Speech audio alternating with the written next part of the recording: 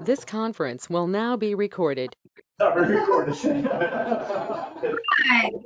Yeah, and just one word of advice to the board, because we're having these meetings remotely, there might be a tendency that when we take a recess, that there might be either remote or in person. There cannot be any conversations or communications among board members. And also recognize, because it's not part of the official meeting. So when we're in recess, I would suggest that the board members who are attending remotely put it on mute, their microphone, board members present, not have any communications with on any issues, unless we're talking to staff separately. Thank you, Madam Chairman. Yes, our first item is the Pelican Preserve Phase 3 plat. Well, there are a number of issues with that plat. This memo addresses just one aspect of it. We briefly introduced the topic at the last board meeting, where as part of the application process and review process, the developer asked whether or not the district wished to be the entity to operate and maintain the lakes within the stormwater management system. And you can see the ponds, lakes are those three circled in red on page 8 on the right-hand side of the graphics. Staff's recommendation is, since the stormwater will discharge into the district's backbone system, it's the recommendation of the staff that the stormwater management system for Arnold Phase 3 should be owned, operated, and maintained by the district. And Chris, anything else you want to add to that? No, but we also had some discussions about easements, utility easements, and roadways. And at present, they do not have those in place. They have requested that we allow them to proceed and make that part of the permit approval, signing the permits. So that's the only other outstanding issue. And there are some other issues we have too, is part of the permit is the roadway that the city of Fort Myers owns does not have a public utility encumbering it. And Charles Mann from Previce, representing the developer, sent some documents that the city would have. This is not the city. Correct with the road. To the north. No, there's no road. Isn't there the road that goes? This is. Right, this is in Lee County. Right, we have the roadway that's going to go up to Gateway Boulevard. The proposed road. Road. And that's on the northwest, you can see the northern portion of kind of curve. No, I think that proposed road, when you look at right there where you get the hand, that is where it converts from county to the city, right there.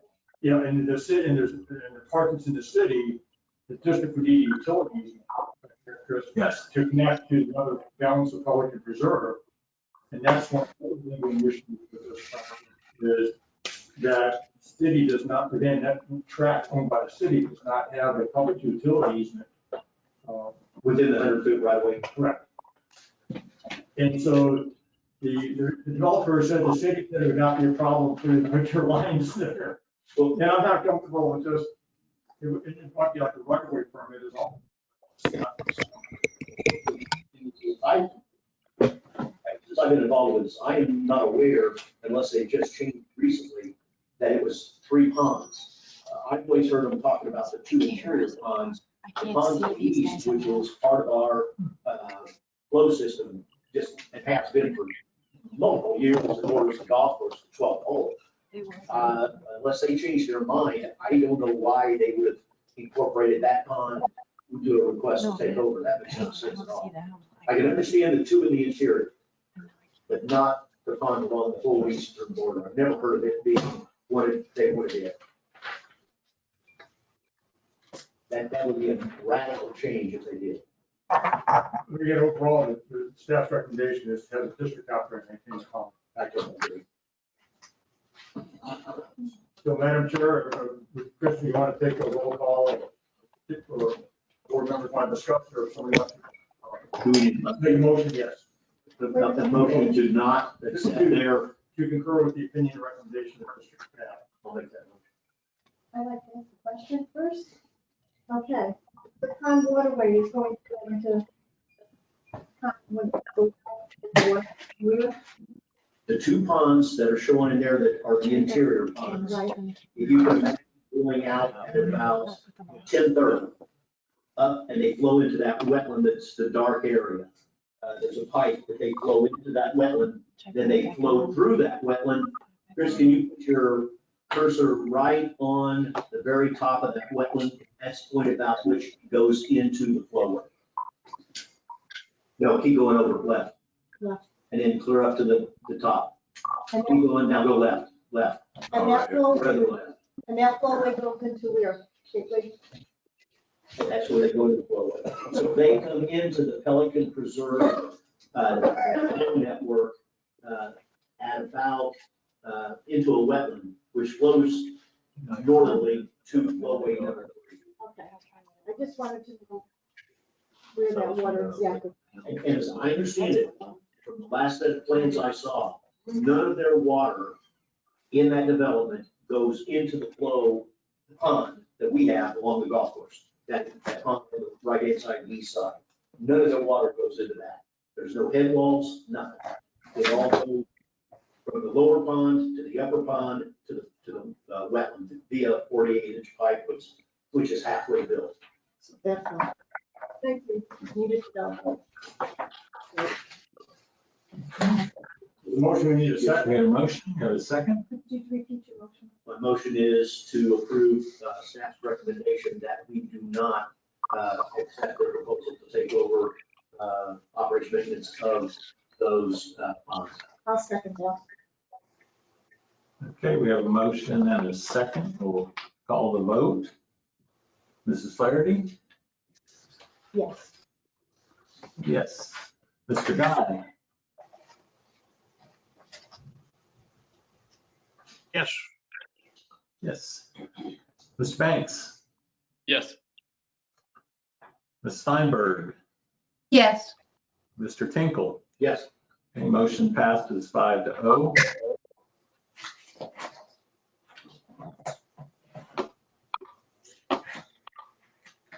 And we're ready for the next topic, Madam Chair. Yes, go right ahead. This is a proposed agreement, security services agreement between the district and Securitas for access control and security at Stony Brook.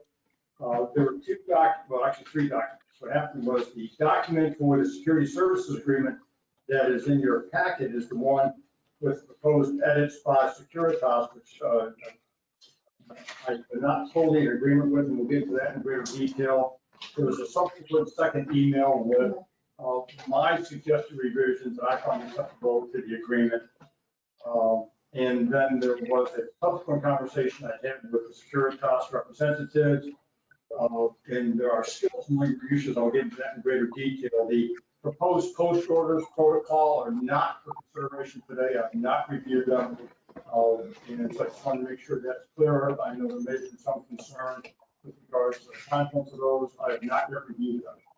So I would suggest they're not up for consideration by the board today. We will come back at a later date. To the extent that they are critical to the operation of the security services, how can we do one without the other? Well, I did not have enough time because they did not give it to me. I understand. I'm just asking that this be delayed. No, I think that Joe may want to add to the timing of it. It's something that needs to happen. I think Joe, September 1st for implementation. yeah, couple of things. One is, it's Joe McCulca, Chair of the Advisory Committee from Stony Brook. This contract was rushed by a relatively new board that was somewhat inexperienced and didn't realize the procedure or the time this was going to take, I'll be honest. And we did rush through this thing with the part of the contract that does have, pertains to the gatehouse, and I'm not sure if you said you had a problem with that still. I thought we had resolved any issues. With the portion of the Securitas contract that dealt with gatehouse operation. Because the second part of our contract deals with a rover, which really, I don't know if that's what you have or not. I have no idea. No. I have an agreement and an amendment to the agreement. Okay. And I don't know if they're characterized as access control gatehouse or rover. That's not how they were presented to me. Okay. And as far as the, Let me just chime in. The rover portion is with the HOA. That Yeah. doesn't have anything to do with the contracts that are before the Board of Supervisors. I have not seen everything you have, and I didn't know what you had. Now, I also heard today, This is just the roads and access. Yeah. Okay, yeah. I heard today that the post orders were sent out to you. I haven't seen them, okay? So I just want to put that into perspective. And it's my understanding that what got sent out came from the CAM that didn't realize that was probably a boilerplate copy of post orders that come from Securitas. We have 2 ex-policemen on our board that were supposed to review that first, then get it to the to the advisory committee. That hasn't happened yet. So I would appreciate that. It's far from a final document if we can just ignore that at this point in time. But Joe, from the standpoint of timing though, is there a need to have this approved and executed before the next board meeting? I don't think so. I know I talked to Margaret. Margaret, you want to hop in on that one? We're just talking about the post orders. No, that does not need to be approved today because the 2 people that are working on it to get a finalized copy of the post orders to Tony, what we need to do is we need to get the contract for the security services at the gatehouse approved today because they're supposed to start September 1st. And that's the priority. Now, whether or not they could function as Supervisor Tinkle brought up without post orders, I think we can. We have existing post orders there that will function and allow us to operate for the remaining time. That's correct. Okay, I would be comfortable with that. As long as we have an understanding as to what is not, what is prohibitive in these post orders, as long as we understand that.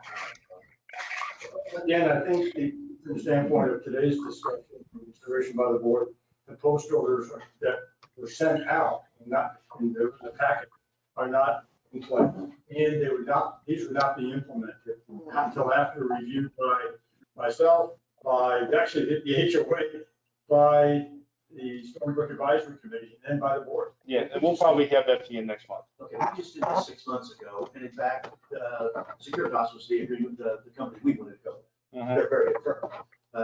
They had some misgivings that unfortunately occurred, and they didn't get selected. For me, what I've got is not up to speed, but for the life of me, I don't see anywhere in here what the contract value is. It's like a blank check. What we did with them, and again, we're dealing with the same people at Securitas, and they're great people. But as I read this, and I would certainly recommend it, I had some professional people working for us that did the negotiation with not only them, but with Weiser, the firm we ended up selecting. As I see this, you're gonna have 168 hours, which is 24/7 for a gate officer, single gate. Then you're going to have a supervisor who's working 40 hours per week, which would be 80 hours a year. Then you're going to have an additional officer at 128 hours per week, which I'm guessing is your rope. That particular page is like. No. Go ahead. That's what it The says. 128 hours is not the rover. The rover is not included as part of this contract. Okay. This is only for the officer in the gatehouse. That's it. So the rover is not going to be furnished by Securitas. But if I understand it from what Mrs. Feinberg and Joe indicated, the rover will be a separate arrangement for the HOA. The HOA will take care of the rover. That person usually also monitors our clubhouse and the amenities areas. And besides being a rover, and we have kept that separate because we didn't feel that really pertained to this way. What, in the 128 hours, what is that for? Margaret, can I go back up just a second? You had 168 hours. Yeah, it's 168 hours for the 24/7 guard. That's like the Correct. standard. Then you have 40 hours per week for what I would call supervisor. and That's what they correct. said. And I understand that that's standard.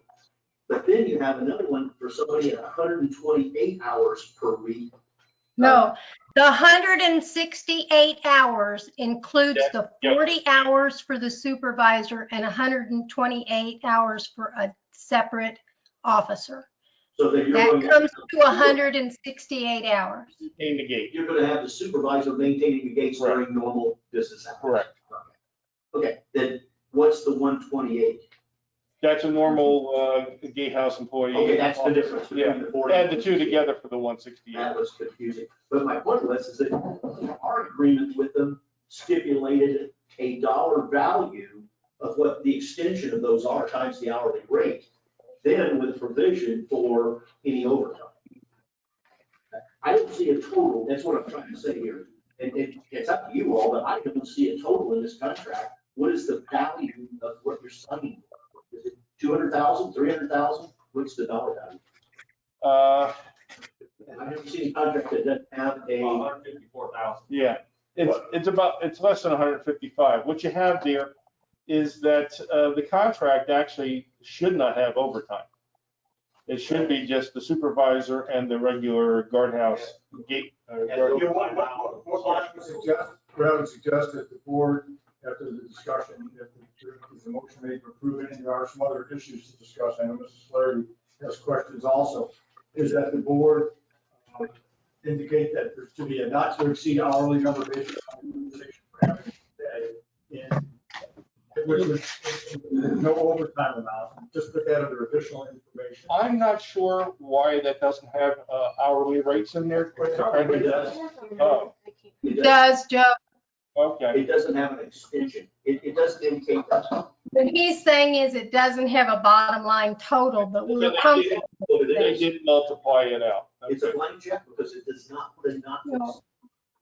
I think what would happen is that, again, based upon the number of hours estimating would be the maximum number of hours for the site supervisor and maximum number of hours for the officers. Correct. That number be included, a maximum number, not to be exceeded, and that to be no overtime. So Margaret, do you have a problem with that? We just generate that number right now and put it in the contract now? I don't have a problem with that. If it's, I'm not sure why it's a sticking point because it's not a big deal, but if we gotta do it, we gotta do it. I guess Supervisor Tinkle is concerned that they might somehow charge for more hours or there might be overtime involved. They You need can a not drive it to up. exceed. Yeah. And you will incur overtime, believe me, it'll happen. We're just running into it. And you can put overtime only upon approval. And that's essentially, Right. that only comes into play without prior notice. If we schedule people ahead of time, there's not supposed to be an overtime charge. Right. Did they- I would be more comfortable with the language saying that overtime must be pre-approved by, Okay, That's safely. Did they give you, because this is where we had a falling out. Did they give you who your supervisor is going to be and his credentials? not yet. I can answer that. That's where we left the tracks. They didn't have anybody and they had to bring a guy in from Alabama. Never had done this work before, and that's where our train left the tracks. I appreciate your concern, but they promised us we would get a good supervisor, and if we don't get one, we'll ask for a new one, so.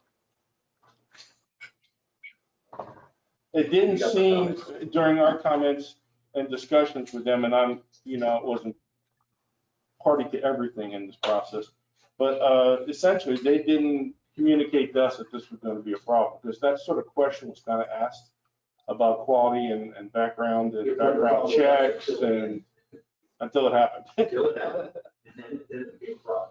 Understood. Other than that, I don't have an issue. Madam Chair, I think Mrs. Flaherty had a question. I do. I do have a couple of questions. One of is that you still have some problems with this, during. Well, I'll explain that after the board's question. I just wanted to. That's what I wanted to find Yeah, out. was there anything you need from me or? No, what happened, again, the Securitas revisions to my, it's what first got concluded in the meeting. Mhm. And that was before I had a chance to review what they had sent back. So that's why management sent out a second email saying, these are my proposed edits. And then I had a conversation with Securitas, and their email to me said that they had accepted most of my changes.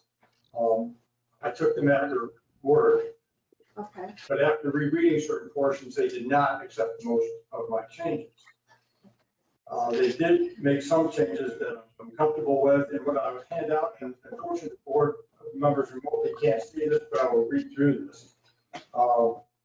And what I would suggest is that the contract would recommend to be approved today would be the one with my edits before Securitas revised it, with the exceptions of paragraphs 5B and 6B, where I have a handout. Order of They made notification. changes that were acceptable to me. Okay, but the order of notifications you're okay with?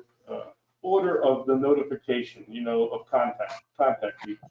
Well, let me, It got changed, Joe. Can I, It's corrected on the newest version. can I continue my questioning? yes, Yes. Could this wait then? Could we have a special meeting next week after you go over it and we get this really finalized? I know you need it by October 1st, but or September 1st. September 1st. Yes, I'm sorry, No, no problem. September 1st. But I want to make sure that it's legitimate and legal and that everything, we've covered everything.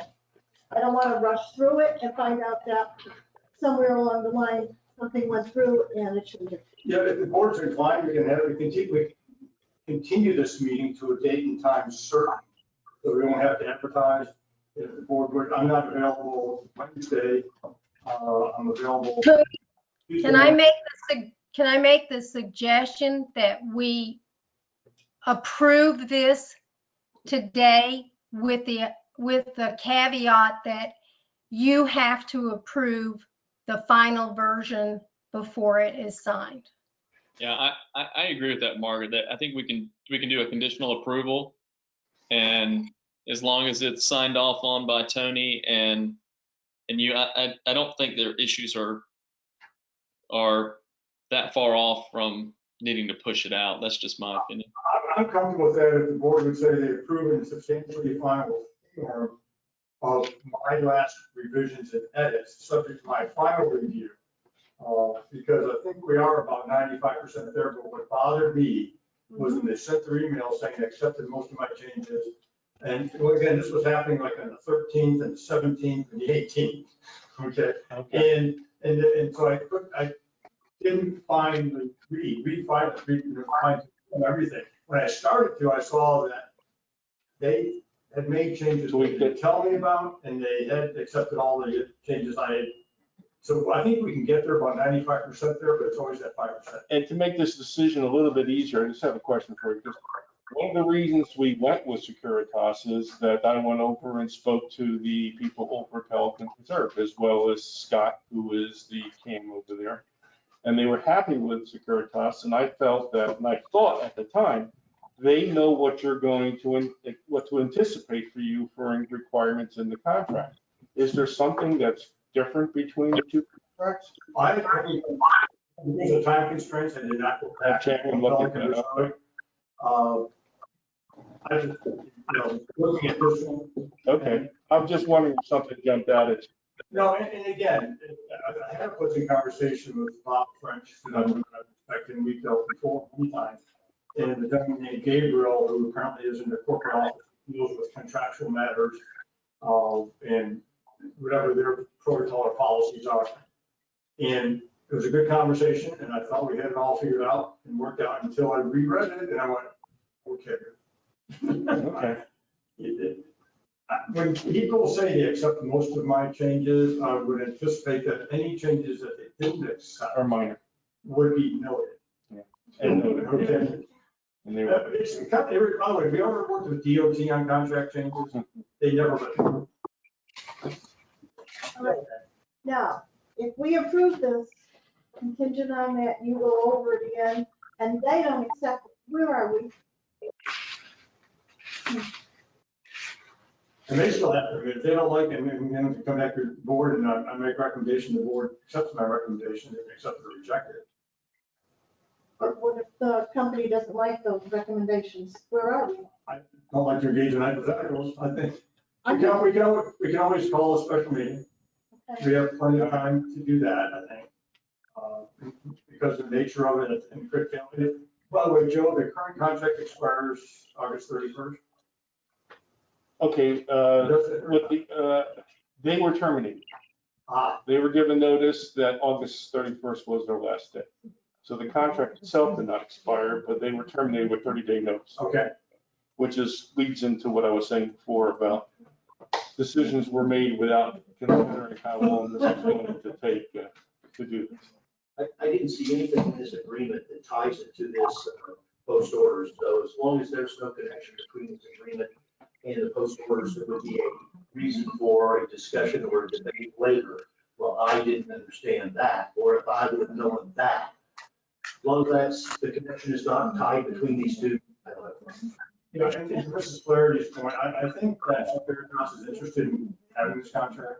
It's maybe not a big dollar one, but I think they want it. So I think this could be. I just want to make sure that, I can't guarantee it. I mean, I'm a little annoyed. Just forget it, and it didn't seem to bother. They are one of the We biggest. didn't hit our if not the dollar biggest. number for importance. Again, I'll try to wrap this up by Monday if there's an issue. That sounds fine, and you know how to get a hold of myself, Margaret. Yeah. We're good there. All set then, for now? Well, I got you. I know there has to be a discussion. Tony, I will make the motion if you state it in a form that you're comfortable with. yes, and that would be to, that the board approves the contract and its amendments and substantially final form as presented. My version is revised, with the final version to be, with form and content acceptable to district council and district manager. Any deal occurs. That's my motion. We have a motion. Okay, I was wondering, since I'm not sure what particular red line item is your objective to. Sounds good. and may I ask one more question before? Will you send us that? Oh, absolutely. that- Oh, yeah, absolutely. And when are we going to do the discussion of standard operating procedures? I'm just afraid that we'll do standard operating procedures. They're going to come back for a day. I would suggest we schedule that, Joe, from a committee perspective, to bring back the post orders and standard operating procedures. Is the first board meeting in September to arrive. Want to get those in place. No, we should be able to have those without any problem. Okay, so, yeah. And then if they have a problem with those at that time. So I'm very good at having them start at. When is your first meeting? Oh, I don't know that we can, we won't meet again until the second Wednesday of next month. Could you have a special meeting? Is the meeting September 1st, the next board meeting? No, September 3rd. Okay. I knew it was one of those early ones. Is there an objection to putting that off until the second? I think what's important though is to have those, what I would suggest is at least have the board review and provide their comments on them. I agree with that, but I want to say that this is not entirely under my control because there are a couple board members that have agreed to review it, and I can't tell them when to do it or what to do. And so I really am a little bit out of, it's not my control. Yeah, and I guess the biggest problem is the time rate that we're placed under by virtue of the August 31st termination. If it had been September 15th, it would have been a lot easier. I think as Mr. McCulca stated, we have post orders from the previous company, and the new ones are going to be tailored to be pretty much identical to the ones that we're working under now. And since Securitas does work at Pelican Preserve and the post orders there went through the CDD, I don't think that there's going to be any issues with post orders. That's a good point. Who authored these post orders? Typically, the vendor will do that and then will be reviewed. Well, my issue is that I don't think the vendor understands, I may be wrong. I don't think the vendor understands that those are public roads and you can't stop people and frisk them and get IDs and all that. You can't do. I don't think they understand that. No, these are boilerplate post orders, Ed. These are ones that would go to any community, and they haven't been tailored for Stony Brook yet. That part of it hadn't been worked out. So these are, when you're not working with the CDD, you have more liberty in what you can do and can't do. And that's why these are not the correct post orders. Okay, I'll buy that. It's just as long as on September 1st, when they walk in, they're not stopping people and checking IDs. Recognizing that the board sentiment, my sentiment has always been, you can regulate access, you can't deny access. You can ask for a driver's license, or you can refuse. They don't have to. Still have to allow, and then you say, okay, you need to stay on district road, other than that, you're trespassing. Just be aware of that, and that's when the HOA broker may come into play and say, hey, you're on private property, you're not authorized.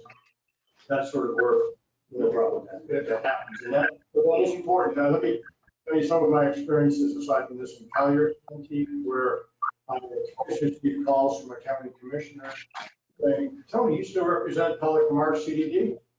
Yes, sir, I do. They just denied me access to the main road, which is a district road that runs between 41 and 44 Road. Okay, the county engineer called me up. Same question. So sometimes there needs to be refreshers that even we'll work on that to make sure it's appropriate. So I think Margaret made the motion. Was there a second? No, we didn't have a second yet. There was a motion to approve contingent on edits. May I have a question? Sure. Mr. Delvey. Seeing the three supervisors live in Stony Brook, I know you're terribly interested in this, and I want to be supportive, but I would like an understanding that once this is passed, that I can be provided a pass or credentials or something so I can get in Stony Brook to observe broken pipes or storm damage or something. In the past, I've just had a deuce of a time getting in. Is that agreeable? Oh, you shouldn't have had it. You should have been able to show one of your business cards and that would have let you in. Now, I did that, and it didn't make a bit of difference. The lady who was in uniform had never heard of Gateway Services. We will definitely make sure that they are aware of the supervisors. We'll put the pictures up in the clubhouse. Yeah, I think what's a good idea is in the case of a natural disaster declared emergency by a local government, like hurricanes, it is appropriate to restrict access to only residents of the community. That's what, I mean, counties do it, cities do it. If you have storm damage, you're concerned about power lines being down and looting and all. It's legitimate, and I've had conversations with tax council and bond council on this issue in the past. So I think it may be a good idea for the board members to get an identification card. So in those instances where it is otherwise, I'll call it lockdown, access restricted, they can get access, which would be extraordinary circumstance. Bill, I think they saw your picture at the post office. And it wasn't on a 25-cent stamp either. No problem, Bill. We'll take care of that. Thank you. The association. So is there a second? Oh, yes, somebody. No, we don't have a second yet. We have a motion. Do we have a second? I'll second. Ms. Flaherty is seconded. Go for the vote. Mrs. Flaherty? Yes. Mr. Wait a minute, before I continue, this, attorney, Yes, ma'am. you are gonna go over it thoroughly. I'm rereading every line now. Okay, Yes. I wanna make sure. Oh, yeah, no, I don't like to be assured of something and I find out the insurance isn't quite there. So it's only after your final approval. Yes. This is approved. Thank you. Okay, then you get my yes. Okay. Mr. Guy, vote. Yes. Mr. Banks? Yes. Ms. Feinberg? Yes. Mr. Tinkle? Yes. Motion passes 5-0.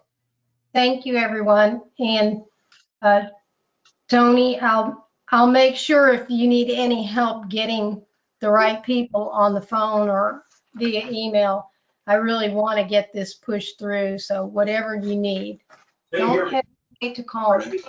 Especially because of the time constraints, I agree. Yeah.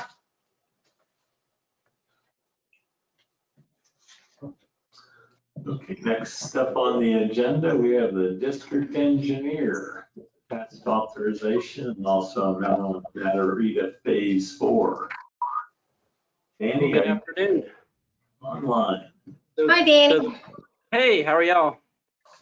So the first item, if you y'all recall, Pelican Preserve a couple of months back had come to the board and indicated that the boardwalk replacement, they got one price to do the construction. It was, I think, in excess of $1 million, which kind of put us in a timeout mode that we needed to comply with Florida statutes and consultants' competitive negotiations requirements. So we've had a few discussions of how to do that. They had a design completed already by Foster Engineering. The easiest way to do that is to simply have them work under Tetra Tech, as Tetra Tech, being the district engineer selected for that purpose, would allow them to comply through our contract. So essentially what this does is gets this project to move forward into the construction phase. This would include Foster working under Tetra Tech to perform the bidding phase services and the construction management phase services. And we've got time in there to do oversight, to assist with that process, and essentially help manage it. But one thing I do want to point out, and Tony had brought it to our attention, so I'm working with Foster to revise, is they reference it as, instead of Pelican Preserve, as I believe Pelican Bay. So I've asked them to simply make that change. I think it's in a few locations, but that's the one thing I just want to bring it to your attention. So that's essentially what this task authorization 2020-13 does. Okay, questions?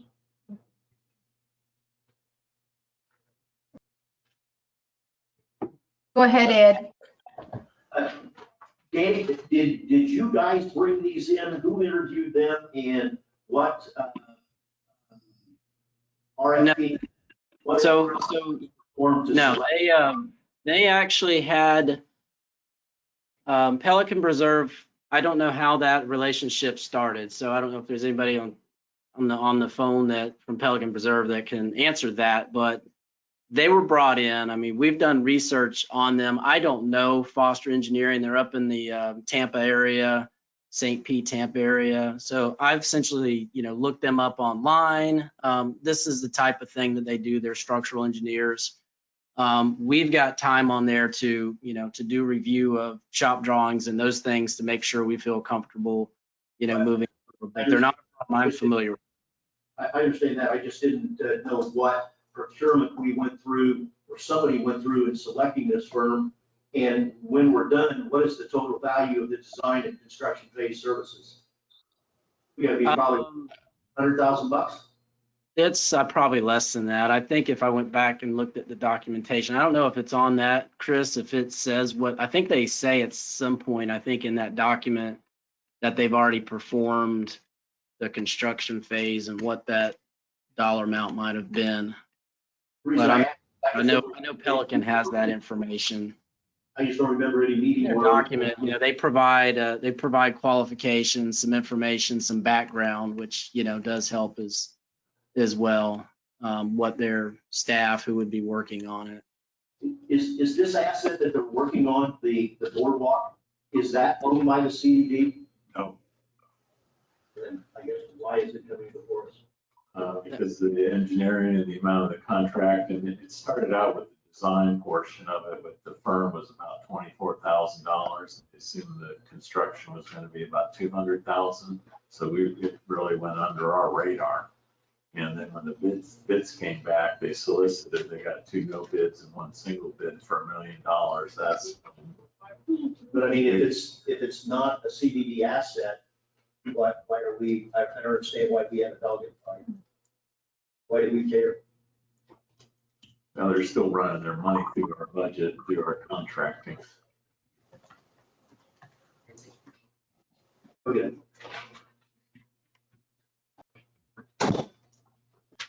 If Tetra Tech's performing the oversight, I feel a little bit better.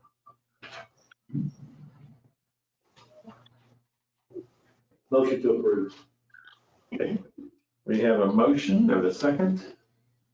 I'll second. Okay, we've got a motion and a second. We'll call the vote. Mrs. Flaherty? Yes. Mr. Guy?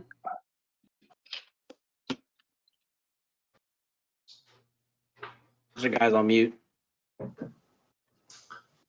Let's see.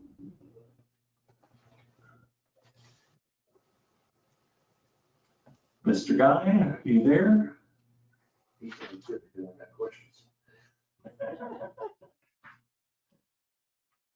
We go to Mr. Banks? I have a, Sure. Mr. Guy? I'm going to vote yes, but I've got a question too. Got a question. He voted yes. On agenda page 32, the amount of the compensation is listed at 32,920. But on the price proposal, on page 35, listed at 29,150. One of them is the same. Oh, I'm sorry, it's 32,920 when I go through over it. Sorry, go ahead. Okay. Any other questions, Mr. Guy? Yes, that's all. Thank you. Okay. We'll move on with the vote. Mr. Banks? Yes. Mrs. Feinberg? Yes. Mr. Tinkle? Yes. Okay, motion passes 5-0. The second item is associated with Matarita Phase 4. So this is new construction areas off of Cypress Grove. So this is a latest to come to us. Brought this to us previously, actually dating back to 18. We had some comments, some questions. It resulted in Waldrop, the engineer, working with Lennar and their builders to make some improvements to some of the drainage piping and to revise the record drawings and bring that back to us. They've done that. They completed it. We've reviewed that. From that standpoint, we are accepting of their improvements and their requests. One thing I do want to point out is I'm talking about Matarita Phase 4. In the memo, we also point out something that popped up within the last month or so that Pelican Preserve brought to our attention on a unrelated phase of Matarita that we've asked Lennar and their engineer to address. So that's a deficiency on a pipe that appears to not extend all the way into the lake. So I'm not familiar exactly with what that issue is. Neither is the engineer. We know where it is. It's listed on there at 10-466 Matarita. And all I can report on that is they're looking into it. It should not hold up. It does not affect our opinion of Matarita Phase 4. It's just something we wanted to bring up to the board. It is a warranty item, and they are looking into that. Danny, I would agree it's a warranty item, but more importantly, who did the as-bills? For that, I think the engineer on both was Waldrop on both. And I don't know, and just for the record, I don't know that what the issue is exactly, and that's because they're investigating it. It was just brought up during this period of time by Pelican Preserve, actually by Bob Geppert. So we're trying to find out exactly what it is and if there is even an issue. Well, my question is that if they endorsed and approved, certified the as-bills, how'd that happen? Well, I agree, and we don't know right now that is. I mean, they've got to do an inspection, and it may be that the pipe is there and it just is buried or something. I don't know. So they're doing an investigation in that, and they'll report back to us. I just wanted to bring it up that it was reported as an issue, and they're investigating. Okay. So if that turns out to be the case, I would agree. But just be careful on that one. I've had experiences with that firm before. Agreed. Understood. Does this require a motion to approve? Yes. Motion to approve the Matarita Phase 4 recommendations by Tetra Tech. Okay, we have a Second. group and we have a second. We'll call the vote. Mrs. Flaherty, Yes. Mr. Guy, Yes. Mr. Banks, Yes. Mrs. Feinberg, Yes. Mr. Tinkle. Yes. Motion passes 5-0. And Tony will be bringing back that conveyance of Matarita 4 at a later date. Yes, sir. And may I ask the engineer some questions? Sure. Danny, would you like to entertain some questions, please, from Mrs. Flaherty? To the point I know the answers, I'd love to entertain them. I'm glad. I'm glad. First of all, I appreciate you answering my email when I got it. However, I understand that Lake 83, that Met Tyler and Tyler went around, but they did not inform Brian. There's a question of, is it really fulfilled, the punch list? And I understand that, and I'm gonna go right out and say, Brian tried to reach Tyler and he didn't call him back. And I tried to call Tyler and he hasn't called me back. I do say, Mr. Nelson, you do call me back.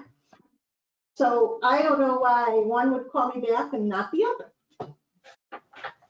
I'm not aware of that, so it's the first time I'm hearing about it, but I don't know if Tyler has been busy, we're working remotely, so I can certainly look into it. Because I did ask Brian to contact Tyler to go over the punch list and to go around the lake. And, I believe that it should be a cooperation between both Gateway and the engineers to make sure that, because of all that confusion that there was there at that lake, that to make sure it is completed and correctly. And that's my concern. I don't want to see 6 months down the road, or even 18 months down the road, that there's a problem because it wasn't done correctly the first time around. And the other thing I'm going to tell you is I'm going to be sending you another resident from Devonshire, and I told them that I was going to give them your name, that I was giving you their name so you could talk to them about their lake. I did tell them that you said the bank was fine, and I even sent the pictures that you sent to me, but they still have some concerns. Okay? Yeah, no, that's fine. I was going off the information you provided. I'm assuming that's the homeowners. I tried looking them up on Lee County's property appraiser's website. I didn't see anybody by the name that you provided, but I found the name that was as close to that as possible, and there were two. So that's where we went after first walking around the entire lake and spending that day out there. And then once you provided the names, going back out there again and just did not see anything, but more than happy to talk to the residents and meet them out there. Not sure exactly what the issues are, but if that's what the district would like, that's certainly what we can do. Kathleen, is this a lake that already had repairs on it, or is it? Yes, it's already had repair, and there's some questions that they have. They're not happy with it, and they see some defects too, and we need to address them before it's too late. So, and that way, I do say Mr. Nelson did go out when I asked him to, but I got another request, so I called him to go back out again so that we make sure that this is correct. Because we don't want. And I don't mind going out. So, this lake was completed, in the last series over a year ago. I definitely don't mind going out. I'm more than happy to. I'm not sure if staff has gone out at this point. If it's something that's out of warranty, it would be more appropriate as a maintenance item for the district staff to look at it. But I don't mind going out and taking a look. I know the staff has gone out, but I don't know exactly what they found. But this person is really requesting that. That's a critical issue that's beyond the board. Well, again, back to that communication thing, I haven't heard anything from district staff about what their findings were. All I know is what we went out and saw. I don't know what they're talking about, the issue. So I'm not saying there's not one. We couldn't find it. And Danny, is it possible when these types of requests are put forth, can you coordinate with staff? Because I think it would be to our advantage to have both if you're going to have a conversation with the residents, to have someone from staff there just to make sure that we're on the same page and that the messaging is consistent. Yeah, we certainly can. And I mean, we can do this however the board wants us to do it. But, if it's something that is a maintenance related item, might be more appropriate just for staff to take a look first. And if it's something then that, involves or needs to involve the engineer, they should reach out to us rather than, it's essentially dollars spent whenever we go out there and look at it. If it's not, an engineering related item, I don't know that that's the best use of district dollars, but again, we're more than happy to do that. And I'm more than willing to go out with anyone to go there too. So that there's. So Kathleen, maybe would you mind amending your request to have staff go out first before we pull in engineering, or do you feel like it's at a point where engineering is required because staff either can't answer or they need engineering support? I would glad to notify my request that the staff go out and look at it. I will give them the name of the person. So that's as long as someone gets to look at it so that this resident has some satisfaction and some explanation. Thank you. That's all I have for the engineering. Okay. Madam Chair, I have just a quick question for Danny. Sure. In regards to 83, from what I heard at the last meeting, there was some discrepancies on, and it may be related to the punch list, but it seemed like there was some discrepancies on the repairs that Met Tower, how they executed on some of those repairs, and whether those repairs were done kind of in accordance to what our requirements were. Has that been taken care of or addressed? Do you know what I'm talking about? Yeah, so that's what we're talking about on 83. So just kind of a quick recap. So 83, as well as I think other lakes, had the lake bank repair covered a certain amount. Where littorals were planned to be planted, the district, and I think it's the littoral areas, district had the design revised to take out the rocks in those areas. During the construction phase, the district requested that rock be put in the areas where it was not for stabilization. And so for whatever reason, it was requested of Met Tower to do that work on 83 and not Metro, who was the contractor working on that. So we worked through all of those issues where Metro essentially was a prime, had Met Tower doing that work under it.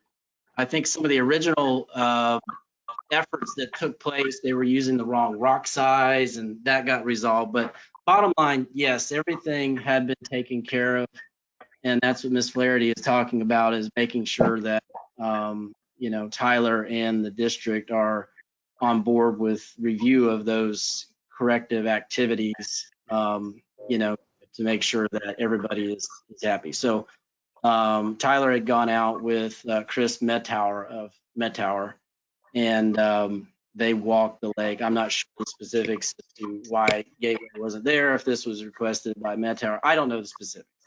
But as I understand, corrective work has been done. If an inspection needs to be done with Gateway, the district engineer, and Mettower, that's certainly an easy enough thing to do. But as I understand, everything on the punch list was taken care of, and there were a couple of minor issues associated with that were taken care of. So anyhow, that's where we're at. I'll try to get to the bottom of the communication issue, but if they need to do an inspection with the three parties, that's certainly easy enough to do. Thanks.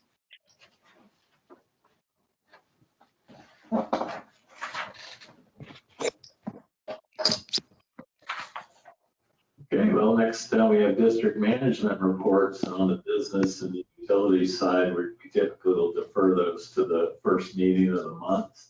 And Brian, I don't know if you had anything in particular you wanted to bring up today. Sure. Thanks. Okay.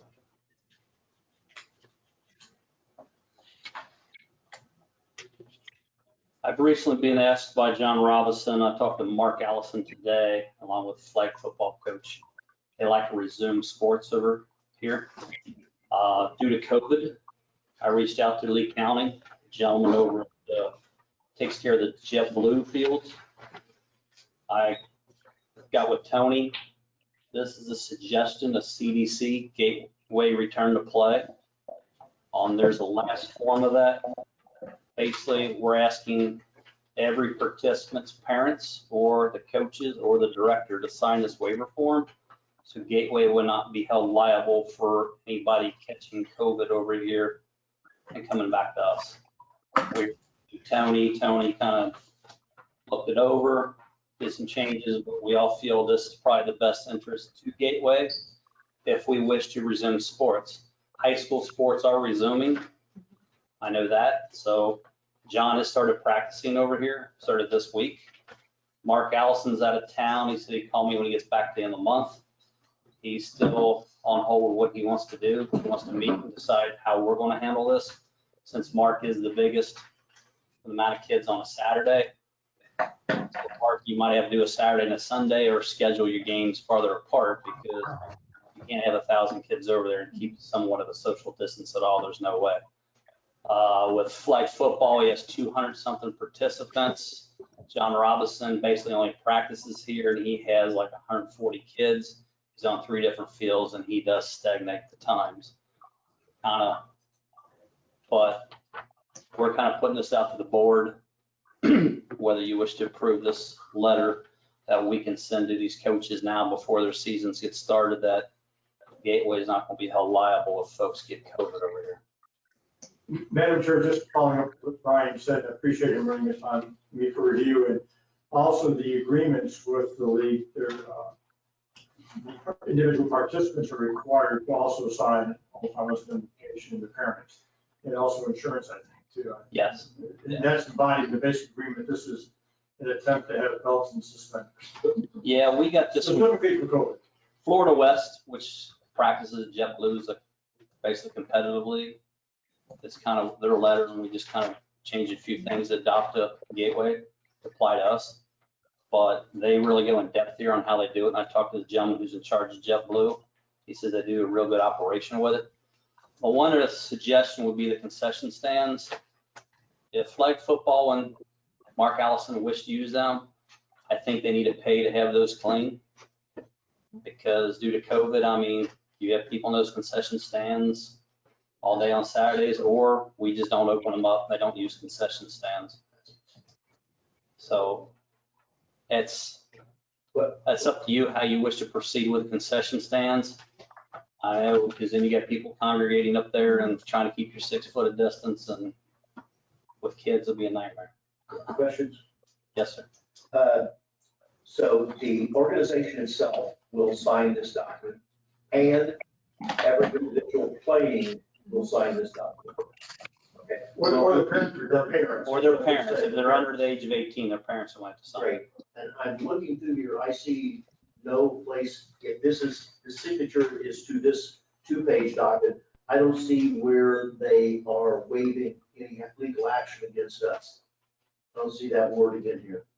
There is I think the base underlying, I'm trying to pull it up, agreement provides for hold harmless,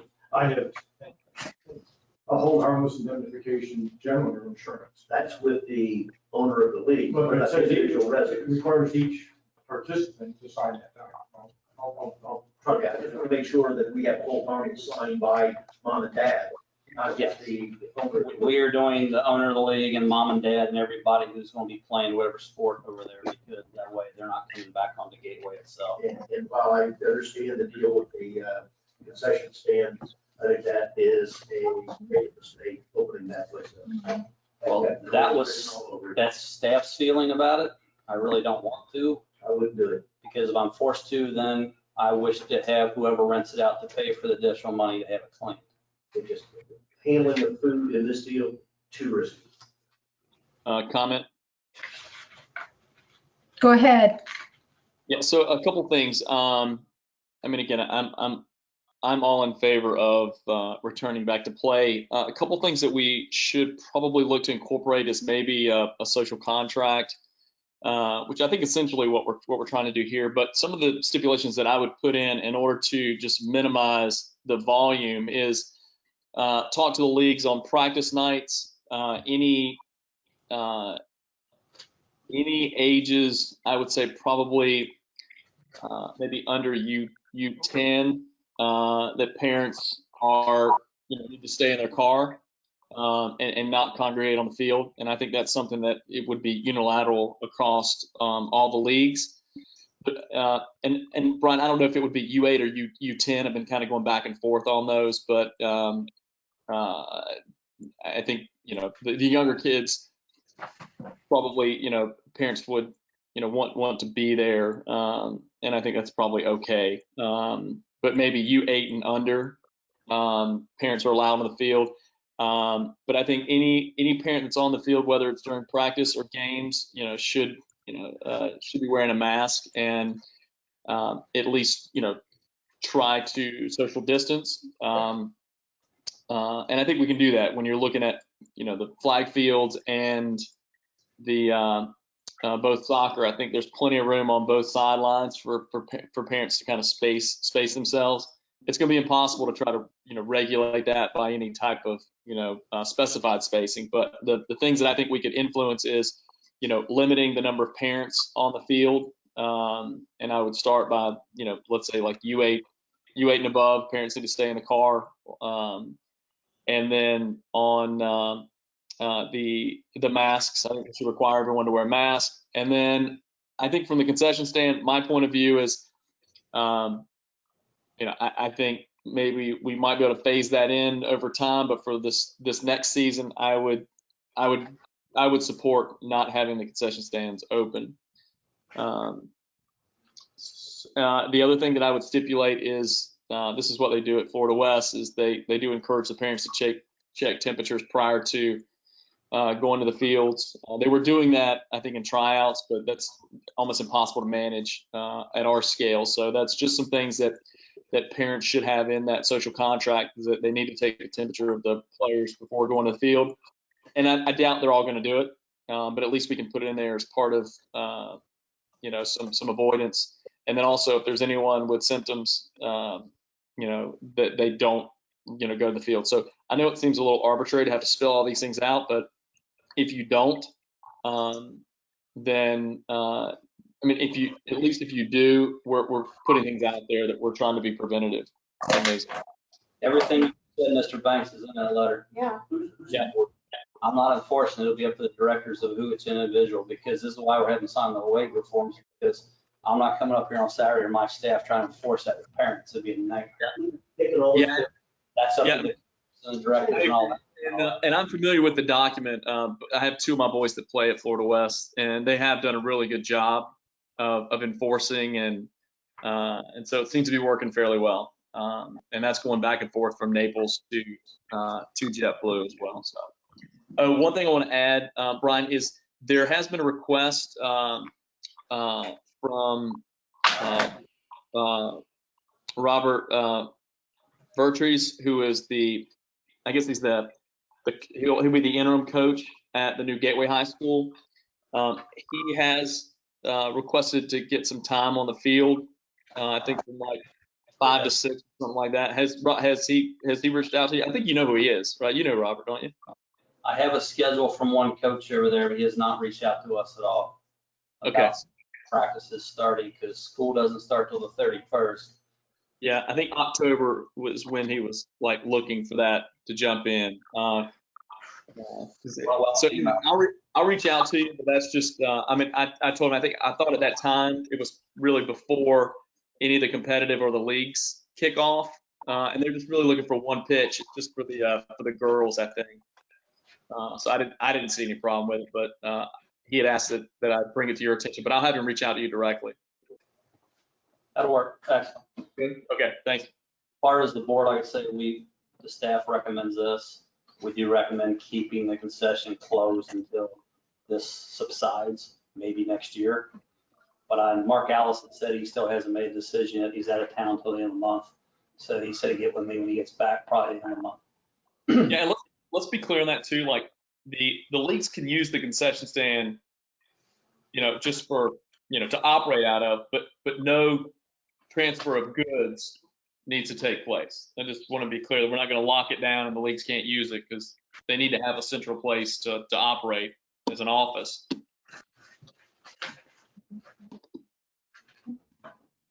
We need a motion. Yes. I motion to institute this Operation Return to Play plan with keeping the concession stand closed at the present time.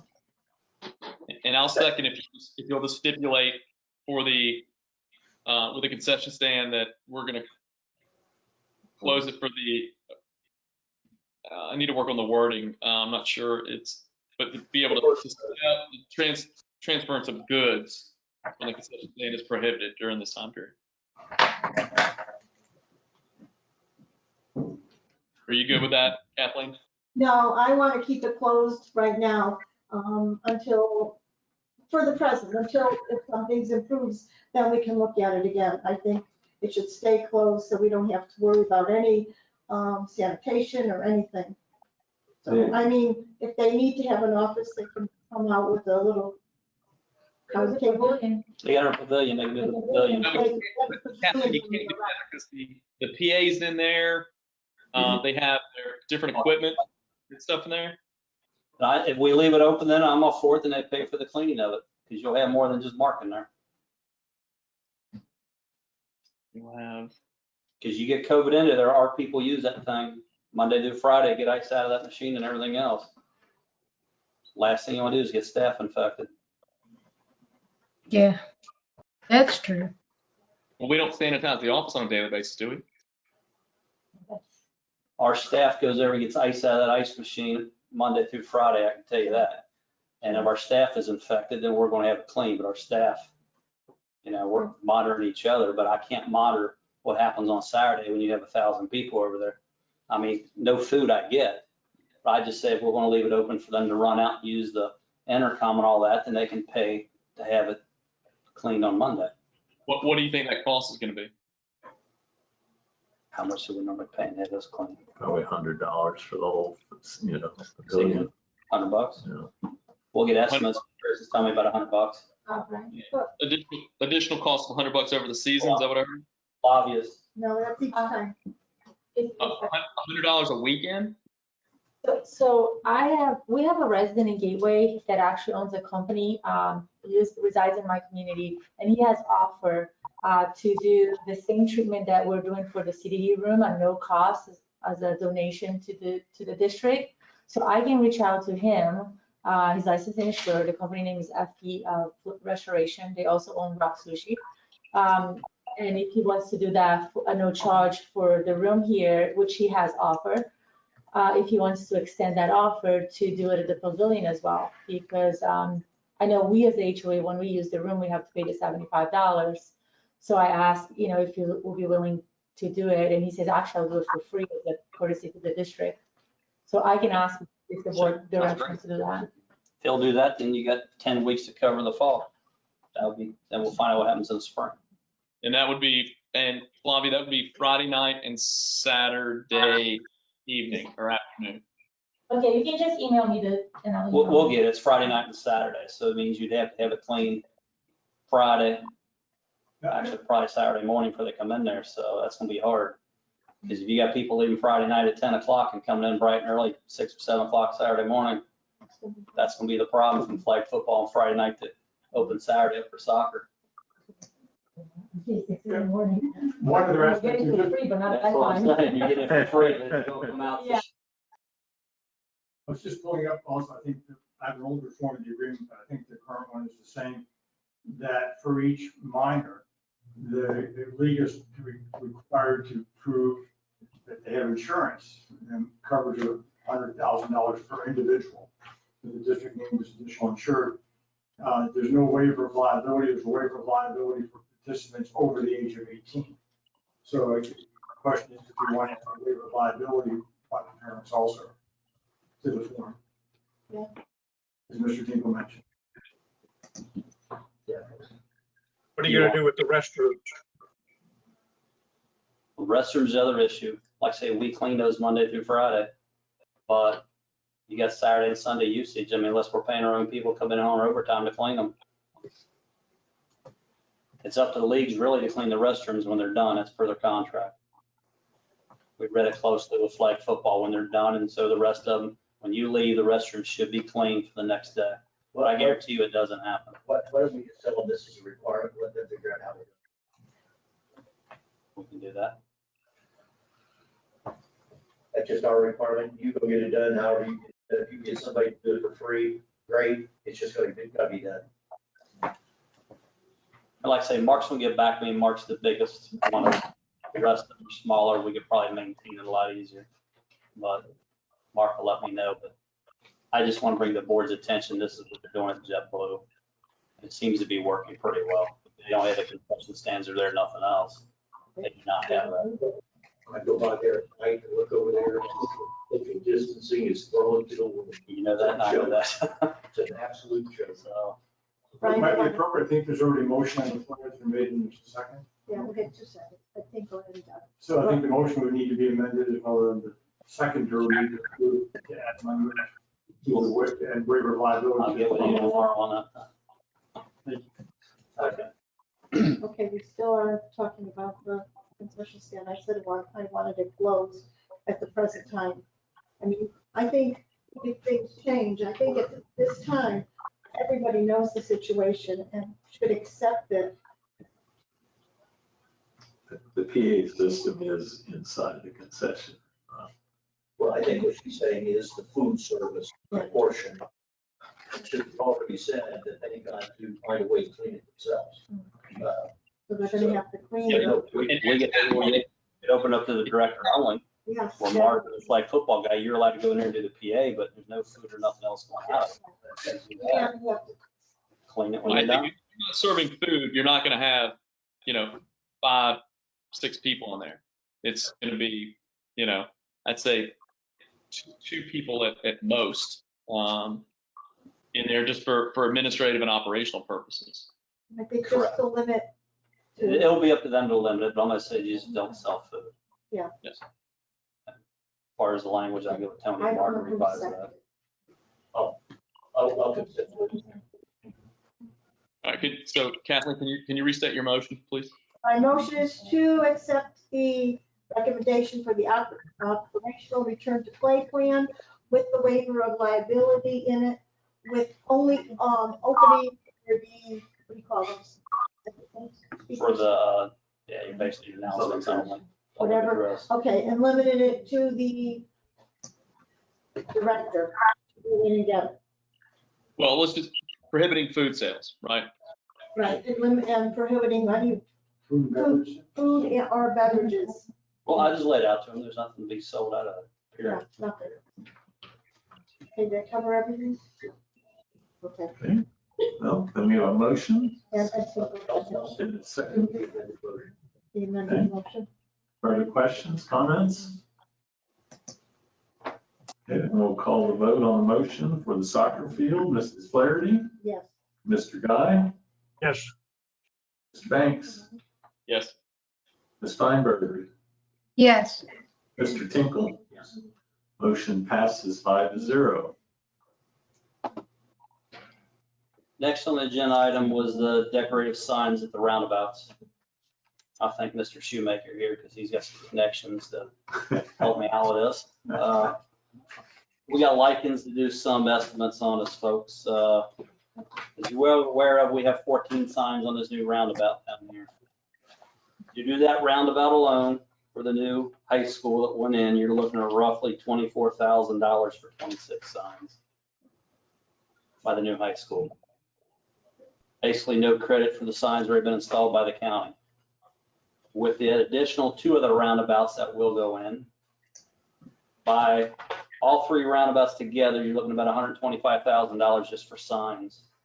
And that's not the yearly maintenance to replace the signs, which they will get ran over. Probably another $25,000. The staff, we recommend that the signs the county puts in place stay for at least the first couple seasons until our new drivers and our new People coming back, snowbirds, we shall say, get used to it. Then I say we just phase them in and we change the signs out with the gateway signs as we go. But I can already tell you with this roundabout, it's interesting to watch a tractor trailer go around it. I watched it the other day and he went right through the middle of it. Yep. Heck of a roundabout, he just went right over it.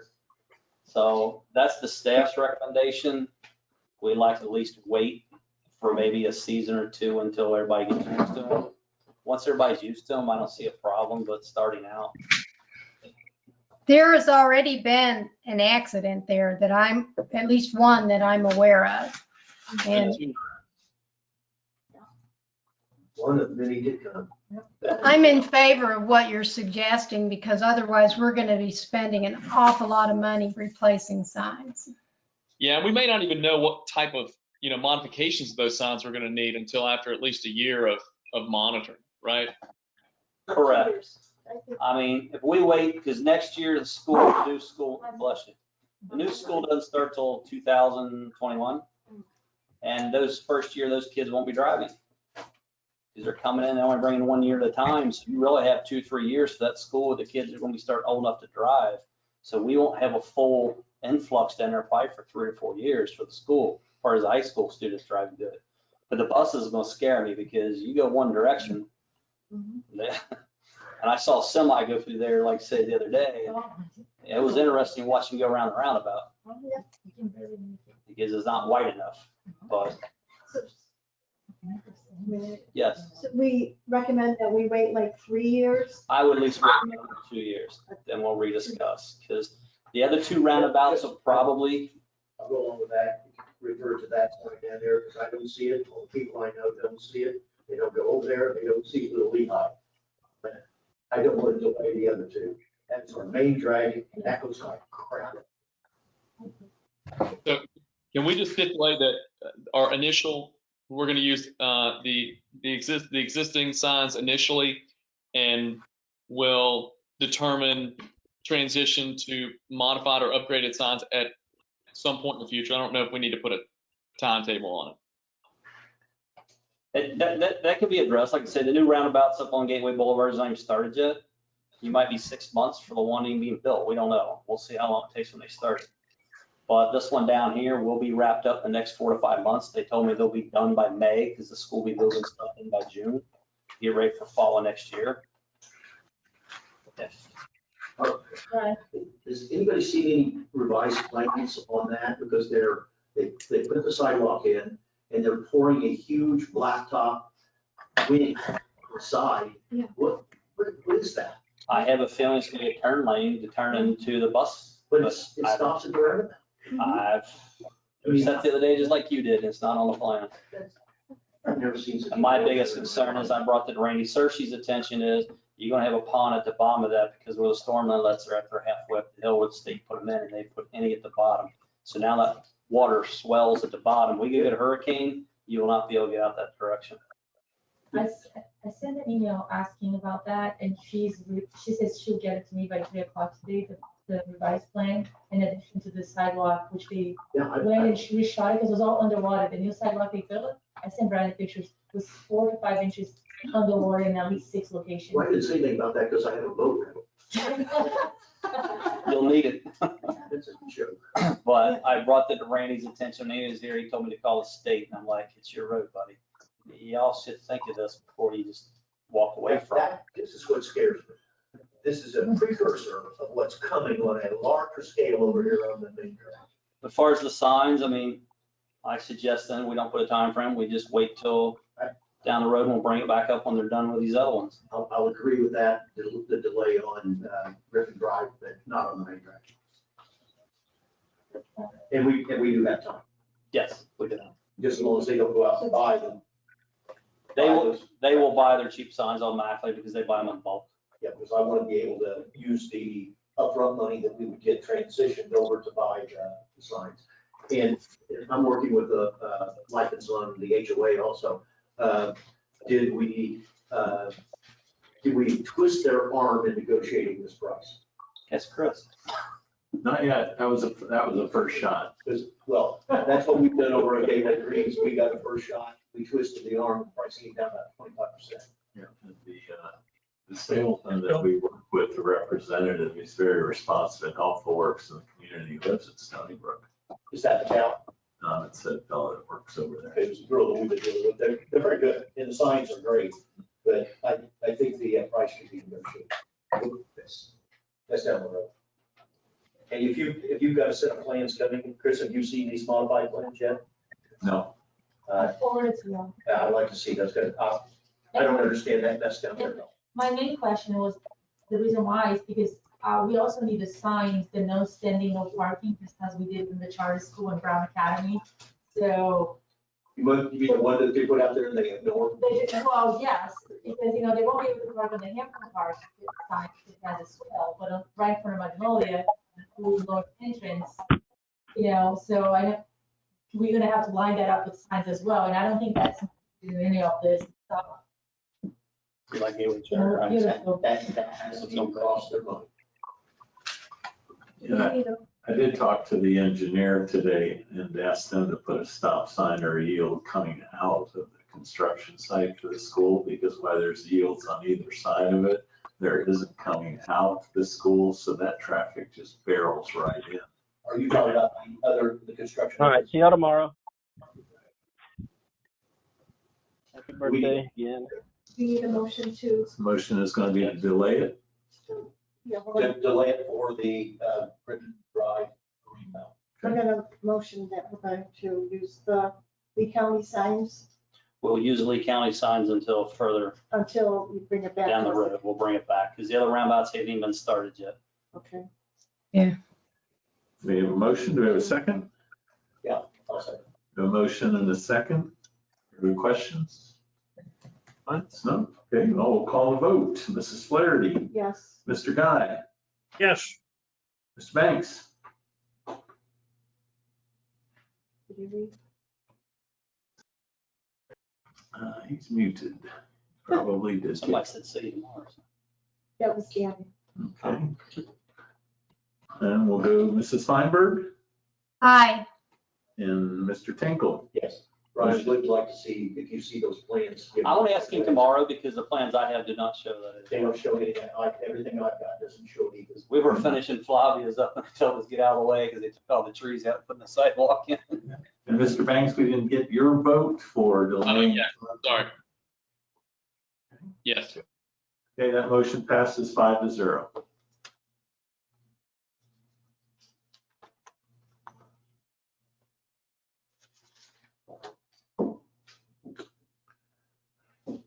Okay, that's the decorative signposts at the roundabouts. We'll move next to action item C, which is a valve replacement in Gateway Greens. Kenny?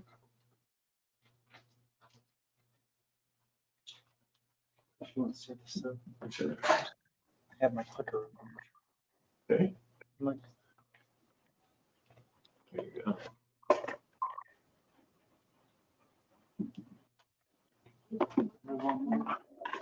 That doesn't work. Move from here, does it work?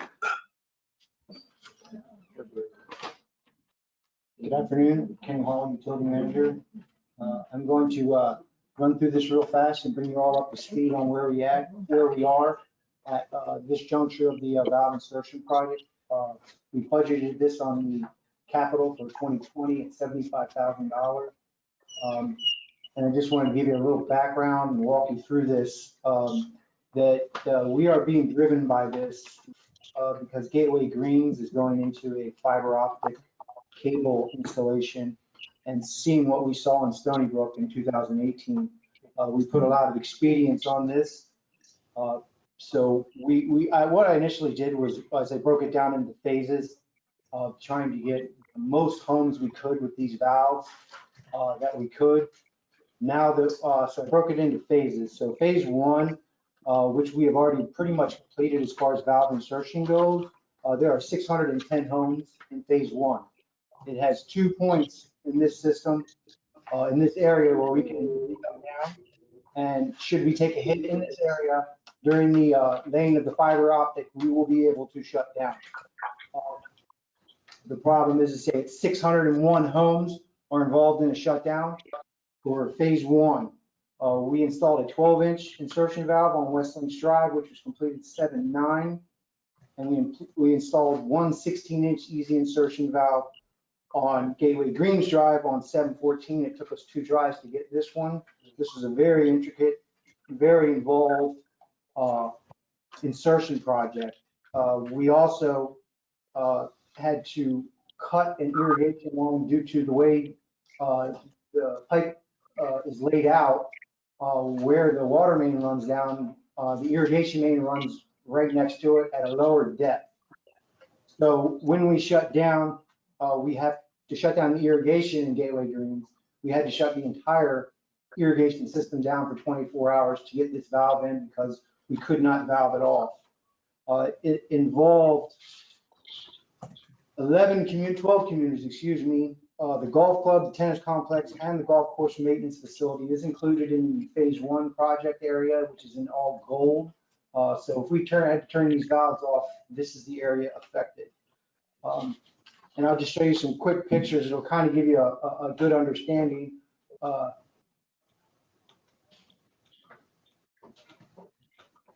Here, if you look at this picture, you can see the 16-inch. It's a black line that is pitted ductile iron, 16-inch with the blue irrigation main, 12-inch running right next to it. That guy's standing in between the 2 pipes. He's standing at a depth of 8.5 feet, standing right there. When you go to the next one, you can see where we had to cut this line. Now, when they attach this valve to the 16-inch line, they have to rotate 120 degrees in each direction.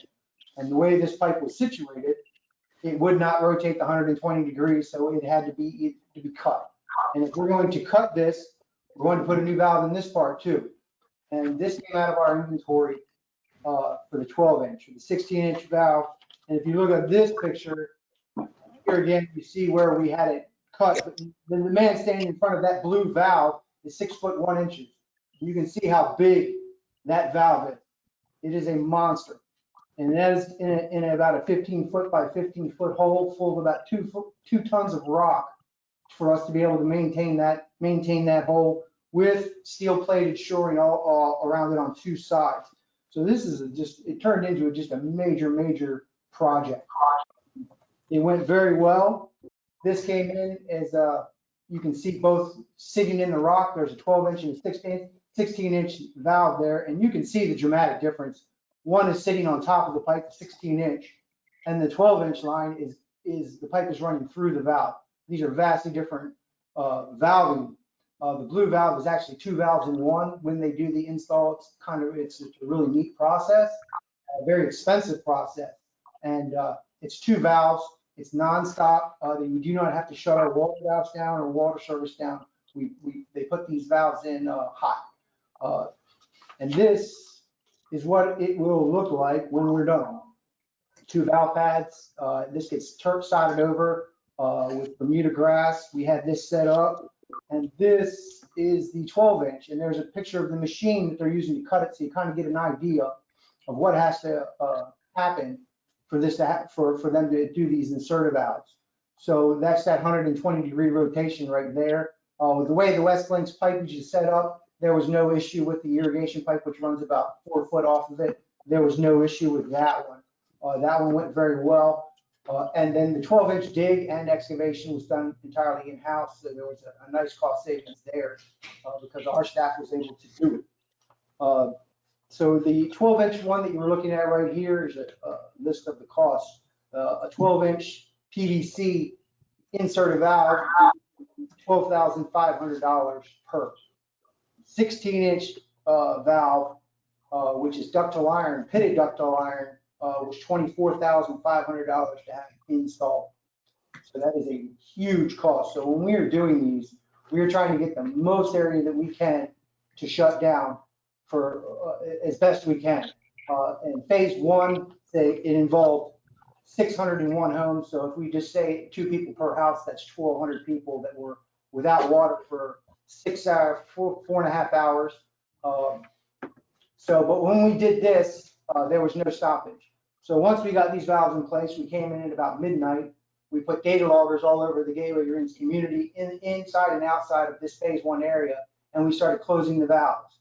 And we were watching how the pressure would drop. So to get a complete shutdown, we had to basically isolate our lines and get it to the point of about 25 PSI, to the point where it was falling at a rate of 2 PSI about every 2 seconds. So we knew once we got to that point that we were good to go. We would be able to achieve a full shutdown. So we rescheduled it, and we had 3 fire hydrants that in phase 1 area that had to be replaced. South Trail wanted them repaired and back online. So we went ahead and did our shutdown. And we were out we scheduled a 4-hour shutdown. We were about 45 minutes late. The one fire hydrant that was completely inoperable was giving the contractors fix. We ran about 45 minutes over schedule. But all in all, we installed 3 new fire hydrants and 3 new 6-inch isolation valves, which was the whole reason why we had to shut down in the first place, because of these valves. So we hired BJ Enterprises to do 2 of the fire hydrants, and then 1 fire hydrant we did in-house with our staff. So another really good, a big savings with that. So with phase 1 done, with the 2 new valves installed, as far as the 301 capital project, the $75,000, that's about the end of it. All of the shutdowns, we have 2 more scheduled shutdowns for phase 1 are funded through 400 repair and replacement. Shutdown 2, which we are currently starting to really plan on, is going to be a major operation. We've got a 4 valve vault that we are going to have to open up and look at before we can really give any kind of estimate to what's going to happen. So that is another one. I have another C, which would be a 8-inch interconnect, and then a 8-inch valve on Sable Dunes Lane. So there will be 2 more shutdowns associated with phase 1. But when these shutdowns we're doing these shutdowns, this is repair and replacement, which comes out of 400. It's not free of capital fund. So we go to phase 2. This is where we currently are. This is phase 2, Mahogany Run 1. This area has 93 homes. If they are in here with Comcast before we get these valves installed, if we take a hit in this area on a water main, we're going to be in trouble. I do not believe we'll be able to get anywhere close to a shutdown without having to go on Gateway Boulevard and start to operate valves. And if I get in front of Griffin Drive, we're going to be in the thousands of people shut down. So we are trying to get these 2 new valves in. There's actually going to be 3 valves, but we've got an issue with the Gateway Boulevard crossover, which I'm going to say on this simple explanation. I have the 3rd valve highlighted in yellow. There's an interconnect, Gateway Boulevard and Bent Pine Drive. We found this valve in a closed position. If we install 2 new valves and shut those valves, we should be able to attain a shutdown. If we install those 2 new valves and shut them down and we cannot, then we know this valve is open, partially open, stuck open, halfway open, we don't know. We count the turns, it's about the best we can do. We did pressure test this line on Bent Pine Drive, but there again, the valves that we were using are very questionable. They're 1988, 1989, 1990 valves that were not properly maintained. Some of them we can get to move, some of them we cannot. So when the 2 new valves are installed, we will come in at midnight, a little after midnight. We will put data loggers in and pressure loggers in, and we'll shut these 2 new valves. And if we can achieve a shutdown, we've got it. We've got it. It's good to go. We will be able to achieve a shutdown in this area. These valves. We've got 2 kinds of valves in here because I'm going to show you on the pictures why we had to choose a different valve. One 8-inch valve is $8,500. This area, I'm anticipating 3 8-inch valves. The problem is, in the first picture, if you look, the conduit running right next to the water main. That conduit is telecom, and it cannot be moved. So and it's sitting at about 3.5 feet. So we cannot excavate it and lift it out of the way to get their machine to rotate through there. So what the EA Tapping, our vendor, has recommended is we go with a hydrostop, which we can achieve a new valve insertion without a shutdown. We're just going to have to go about it in a very different way, and it's about $2,000 more to do this valve. And if you look over to the left of that picture in the dirt, about 4 feet away from that pipe, you see a blue pipe laying there. That is the irrigation line running next to it. And it comes into play. This is the same main for the next picture. This is where we do our next dig. Here, we have a white PVC pipe. This is it's on the same line at one end of the community and back down at the other. So we have a white pipe at the beginning, a blue pipe at the end, and then on the irrigation side, we have a blue pipe. Again, never trust what the readings or the drawings are telling us until we open it up and see it. So anytime we do these excavations, it's done in-house. We have to do it twice. We have to dig it up, verify the pipe size, verify what's there, verify that we can get the machine in there and it can operate, and go from there. And then we bury it back. We schedule it. From that point, it's about 3 weeks. Every one of these valves are custom made. There are no valves in stock. We order them. We give them the pipe size, the pipe diameter, the pipe type. They order it. It takes about 2 weeks, 3 weeks with COVID now, almost 25 days. Once we get to the 21-day mark, they'll call and we'll schedule a date. So this area for phase 2 is scheduled for Friday, August 28th. We are going to insert both of these valves, and hopefully when we shut them at night and we get a pressure drop, we won't have to do the third. It will be closed. So once Comcast gets through and they do all their work and they're past this area, we can address the third valve. If we have to put that third valve in phase 2, we're most likely the most clean, or say cleanest spot we have is in a street. There's so much stuff going across Gateway Boulevard. We've got force mains, gas mains, telecom, FPL, water mains, irrigation mains.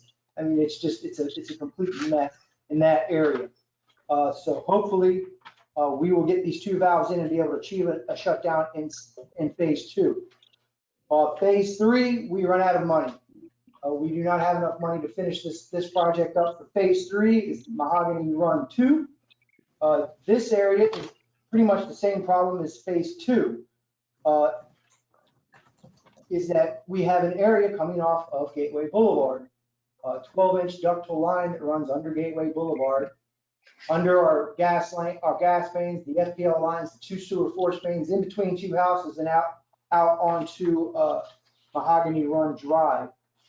So we cannot, and we are not recommending that we put a valve into phase 3 on the 12-inch. So it equates to when that pipe comes into the neighborhood, it splits and goes 8-inch in one direction and 8-inch in the other direction.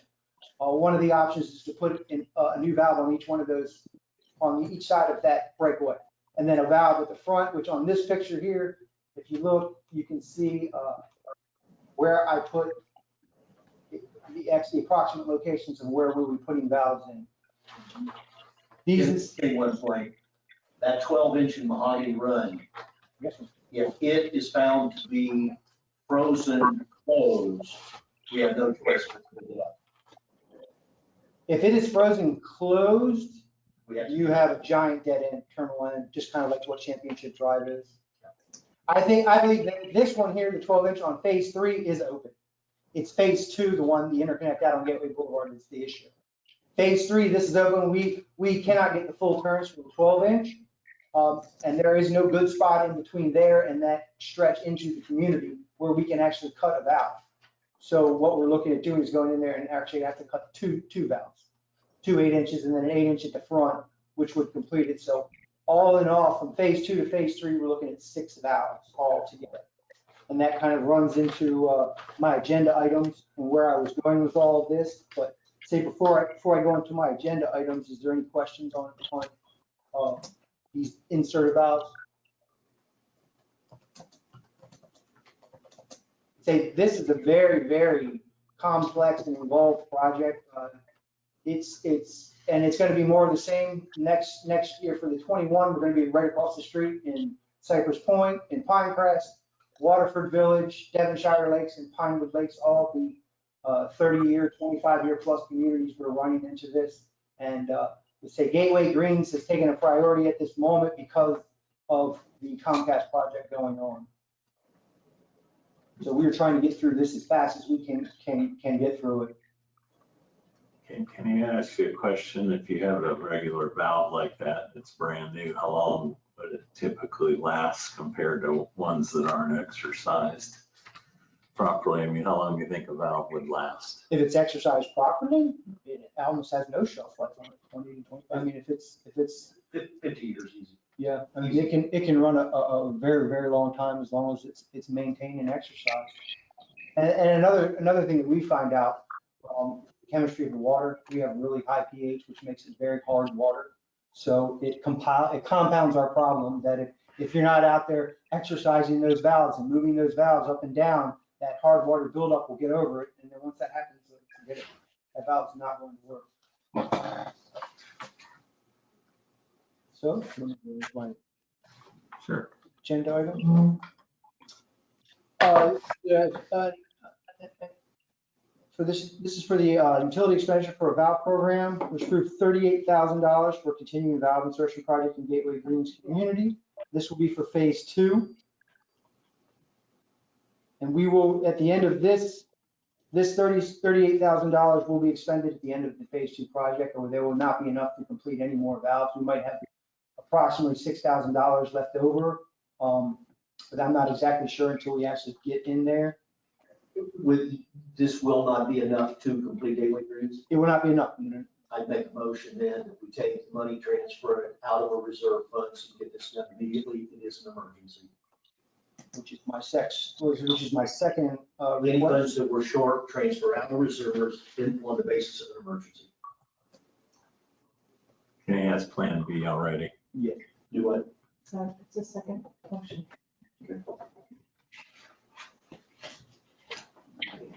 The first item.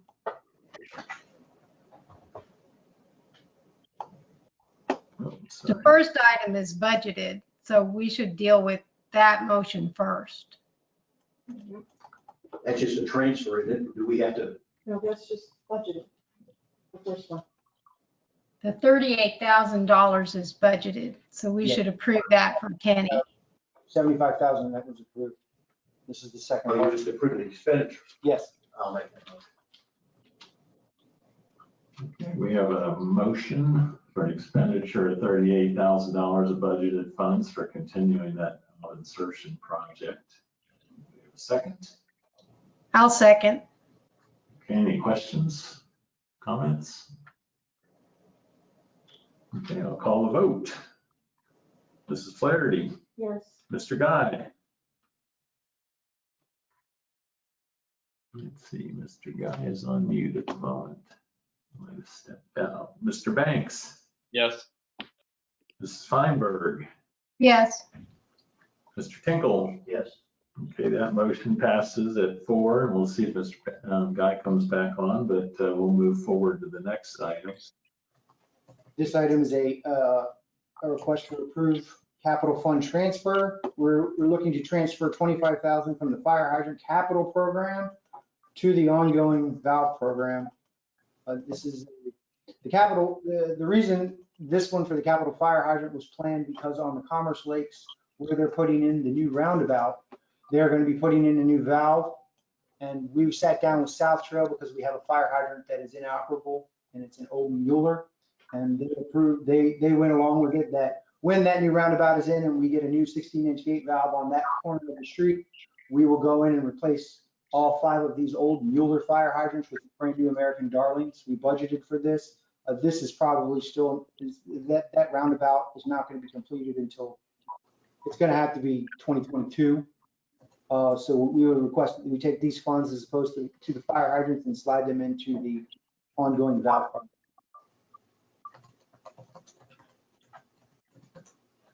And this will, with these funds, we will be able to finish phase 3. And again, we would probably, I would estimate we would probably have close to $5,000 left over. If nothing crazy happens, we don't find anything out of the ordinary that will require more funds. Motion to approve the transfer of the 25,000. Okay, we have a motion to approve, a second. I'll second.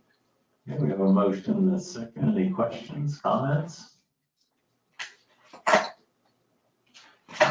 Hearing none, we'll call the vote. Mrs. Flaherty, Yes.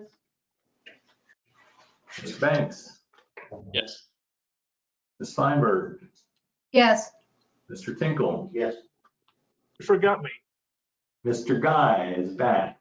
Mr. Guy's vote? Yes, thank you. Okay, we have a 5-0. Should I go back to the fire?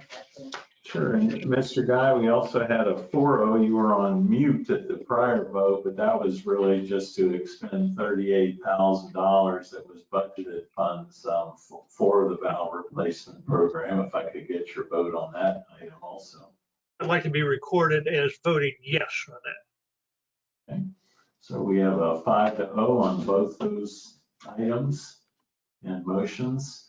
And as Kenny stated, and I'd just like to repeat it, this is kind of the beginning. This issue with these inoperable valves is in all the dated subdivisions that were exercised properly, and also at the intersections where they're putting the roundabouts in, and why it's very expensive. Those valves needed to be replaced anyway, so it's an opportune time to do it, but it is terribly expensive.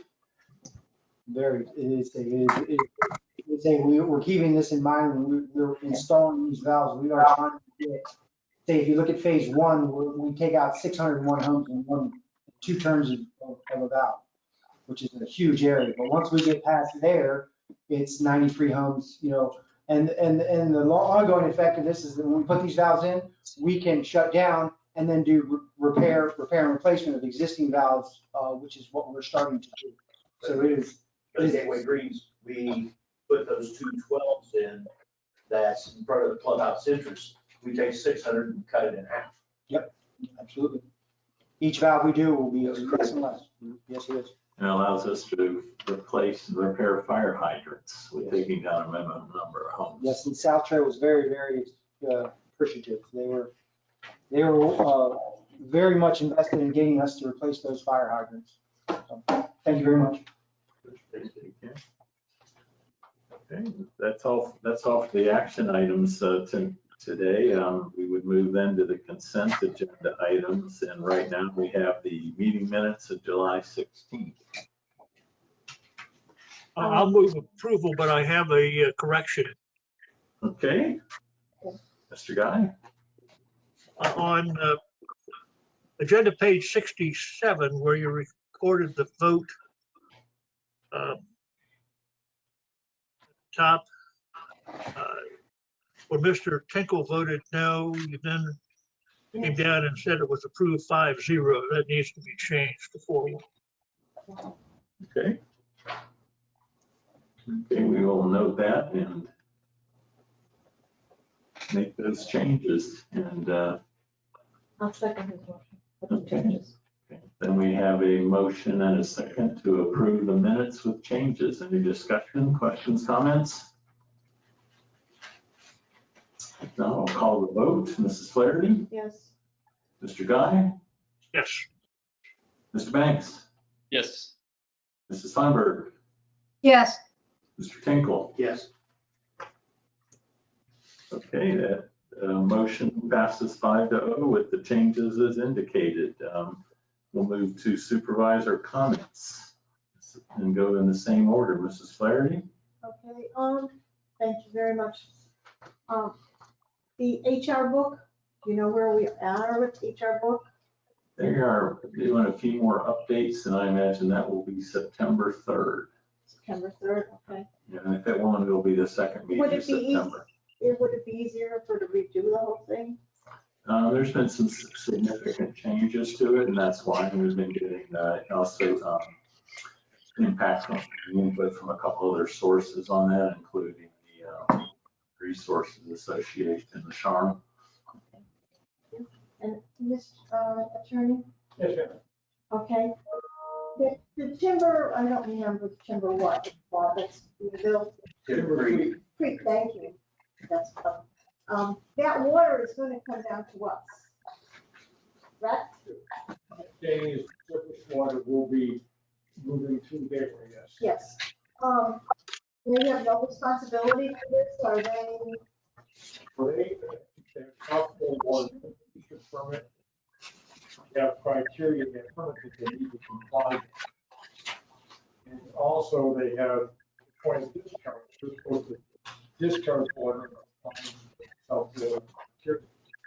I don't know if that CED will be becoming a member of the interlocal agreement for the NPDES permit.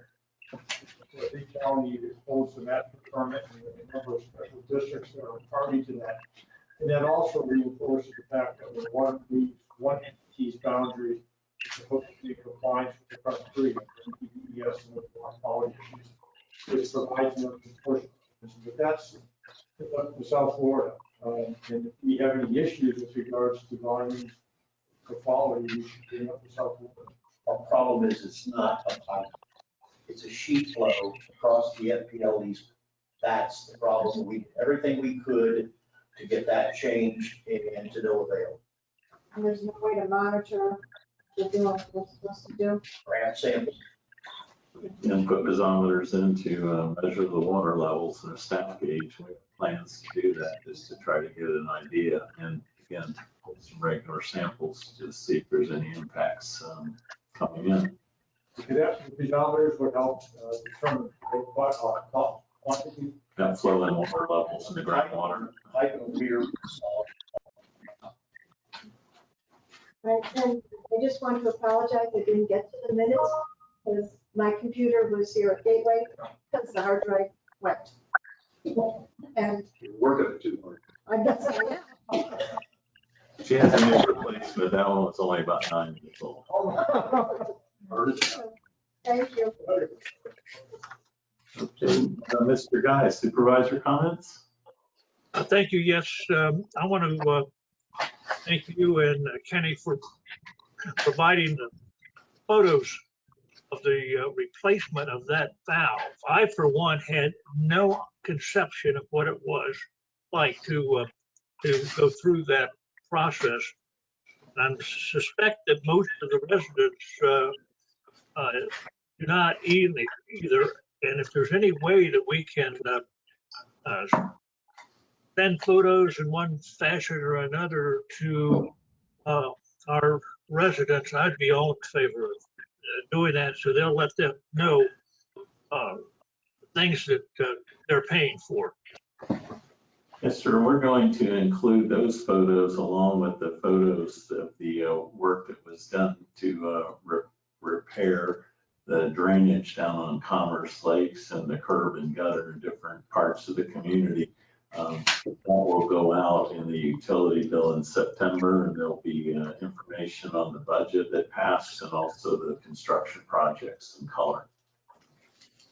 Good. Thank you. Hey, Mr. Banks, supervisor comments? Yeah, nothing for me. Thank you. Okay, Mrs. Steinberg? None today. Okay, Mr. Tinkle? Nothing. Okay, we will be reconvening the public hearing at 6 o'clock. We turn the recorders off till then, taking a break. I wanted to mention too that we have a remote site set up over at the Gateway Trinity Lutheran Church. They were very nice to allow us to use their building. We have a large screen TV and a webcam set up there. So if we have more people interested in attending the meeting in person and making comments, they can go to the Gateway Lutheran Church, 11381 Gateway Boulevard, and watch the meeting, and we will call them up for their comments from here. And Chris, I believe that you also have posted information on the district website well in advance of this meeting. Yes, we posted that on the website, and that invitation and the remote information login was also distributed in the utility bill mailed out to all our customers. Thank you. The record of trying to encourage. And Tony, is it appropriate to go ahead and adjourn the regular meeting? Because then we'll call the public hearing to order and adjourn it at its conclusion. Or you can just recess this meeting and then reconvene for the public meeting. Okay, just wanted to make sure. And Margaret, just for clarification, are we using the same GoToMeeting information for the 6 o'clock? Yes. Okay. Yes, The board is in recess until 6 p.m. Thank you. thank you. Thank you. Thank you. The only thing I will do is turn the Recording off. This conference will now be recorded. It's got to do the other one too. Okay, we've got both recordings back in progress.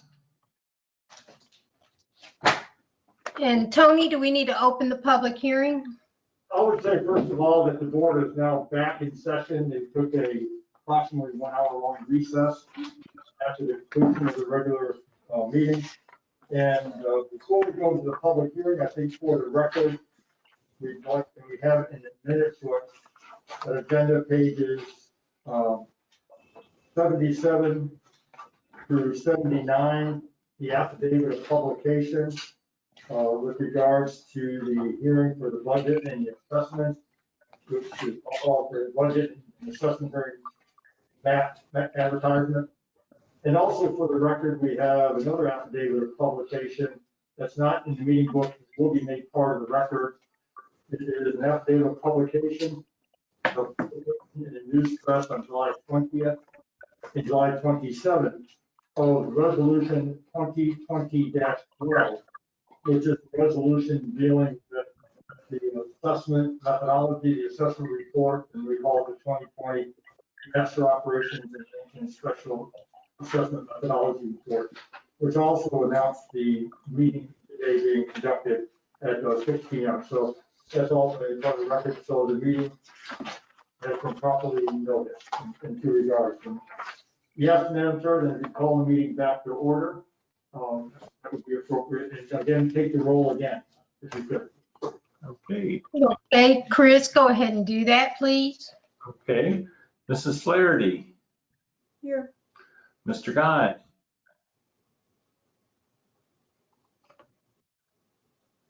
let's see. Present. Mr. Guy is present remotely. Mr. Banks?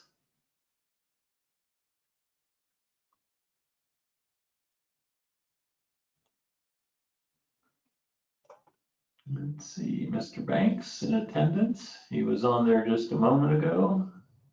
I'll come back to him. Mrs. Feinberg Here. and Mr. Tinkle. And Mr. Feinberg is present remotely. Yes, Ms. Feinberg is present remotely. Mr. Tinkle and Mrs. Flaherty are here in person. Mr. Guy is also remote.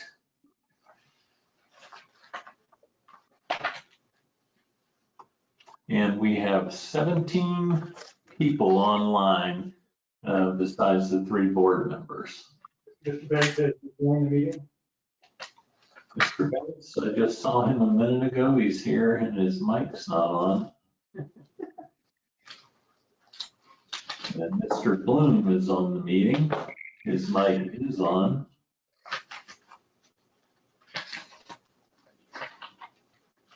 Do we see the people who are here? And we see, well, no. Can we see the screen receivers on the?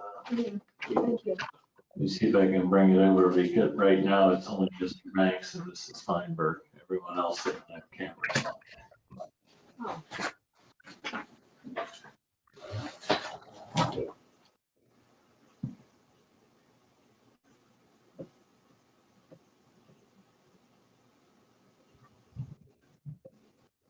Might lose people because of the storm too. So far, I think we're in good.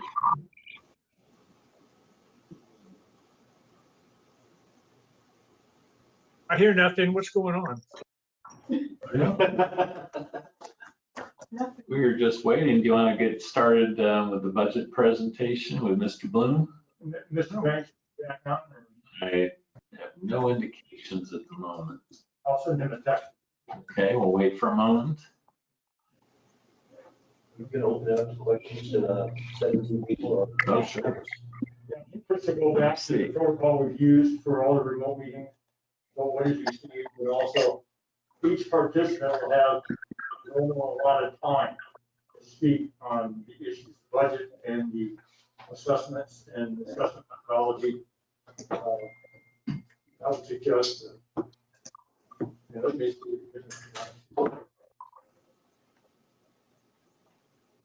Please rejoin. Please rejoin. My colleague didn't.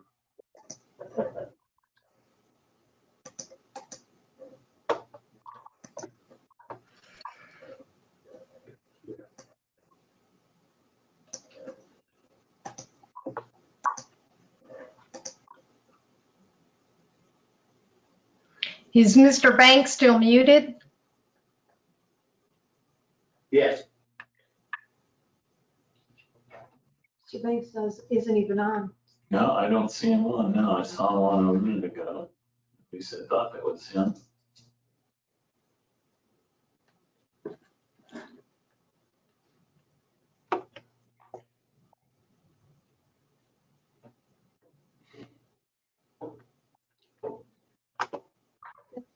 We can keep that up, at least we know who's on that list. Chris, can you call him or text him and find out where he is? Yeah, I just sent him a text and I'm waiting. Okay.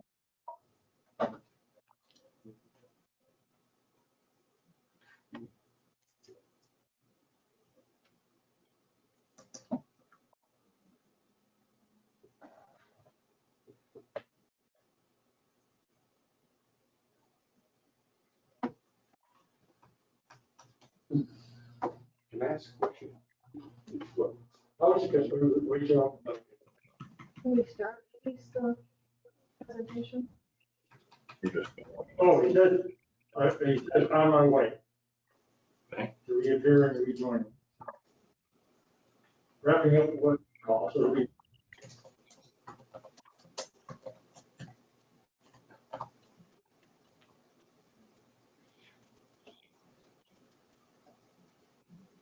He said, Mr. Banks says he's logging in now. I'm on Oh. now. I apologize for being late. I was finishing up a work call. My other job.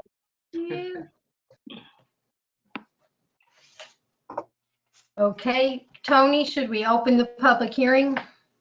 Yeah, I guess if we could open the public hearing, and I would suggest a motion to open the public hearing and have Chris go through the same litany of the protocol about participation, the posting. I've already mentioned the notices that were in the newspaper. And the budget was posted on the website at least 2 days before the board meeting. Yes, budget's been up. For weeks, hasn't it, I think? Yes. Oh, yeah, it's been up for several weeks, and we also did send an announcement of the hearing tonight as an invitation with the agenda in the last utility bill that went out to our 4,500 accounts with the login information under the meeting included. And we also have a remote site set up at the Gateway Lutheran Church with a large screen TV and sound and a webcam there. So if there's anyone who can't make it into the boardroom, they could go to the church and we'll call them up. And Chris, you said there are 17 participants in addition to the board members reflected? Yes, right now we have 17 participants, and that includes the 3 board members and also Mr. Bloom. Madam Chair, what I would suggest is that when we get to the comments from members of the public on the proposed budget and on the assessments, that Mr. Shoemaker go through either identifying by telephone number or person, I guess, of the individuals, and then ask if anybody else wishes to speak. Okay. Okay, Chris, you're. Do you want to start with the public input part or the presentation on the budget by Steve? Madam Chair, I would suggest the presentation of the budget and then. I agree. Do we need a motion to open the public hearing? Yes, please. I'll make that motion. I'll second. All in favor? Aye. Aye. Any opposed? There you go. Okay, we will start that with Stephen. Can you go to the budget presentation and I'll handle the slides for you. For the record, Okay. For the record, there are slides in the budget presentation that participants can see, so video purpose. Yes. Okay. Good evening, everyone. This is Stephen Bloom.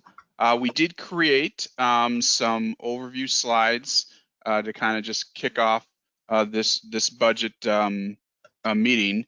So I will go through those relatively quickly because most of the information is pretty familiar from some of our other discussions, but certainly worth kind of going through one more time in advance of the actual adoption of the budget. So I will go through those. If there is anything that you want to kind of go in more detail, we can either do it once I finish or obviously at that time. So with that, Chris, if you wouldn't mind. Okay, so this is a budget summary, and really what this is just your expenses. It does not deal with the funding. I have another slide that will talk about funding. So this is just the spending per fund, and it compares what it is or will be potentially for 2021 versus what your current budget is in 2020. And you can see overall, and this is without capital, I have a slide at the very end that kind of talks about the capital. So without all the capital, overall, you're looking at a 2.2% increase for next year. Now, a couple things as you kind of look through this. Obviously, the general fund has about 225,000, and we'll talk about that in a slide, as well as the enterprise fund. But I did want to point out, because it's something that we haven't kind of discussed that much, kind of took it for granted, but the Series 2007 debt service fund is done. It was paid off completely in fiscal year 2020. So that's why you have that large reduction in terms of 267,000 is kind of what I'm referring to. But overall, you can see the two big increases in terms of just spending the general fund and the enterprise fund. The Pelican Preserve fund has got a much smaller increase, and the same for Stony Brook. And then Town Lakes and the Lake Bank Restoration Fund, which is the debt service. I'm sorry, not the debt service, it's the actual potential spending is flat. And then there is a small increase in the Series 2003 debt service fund. And then the second to last is the actual debt service related to the lakes, and that is going up a little bit. And I do have a special slide for that one as well. So Chris, if you can move on to the next one, please.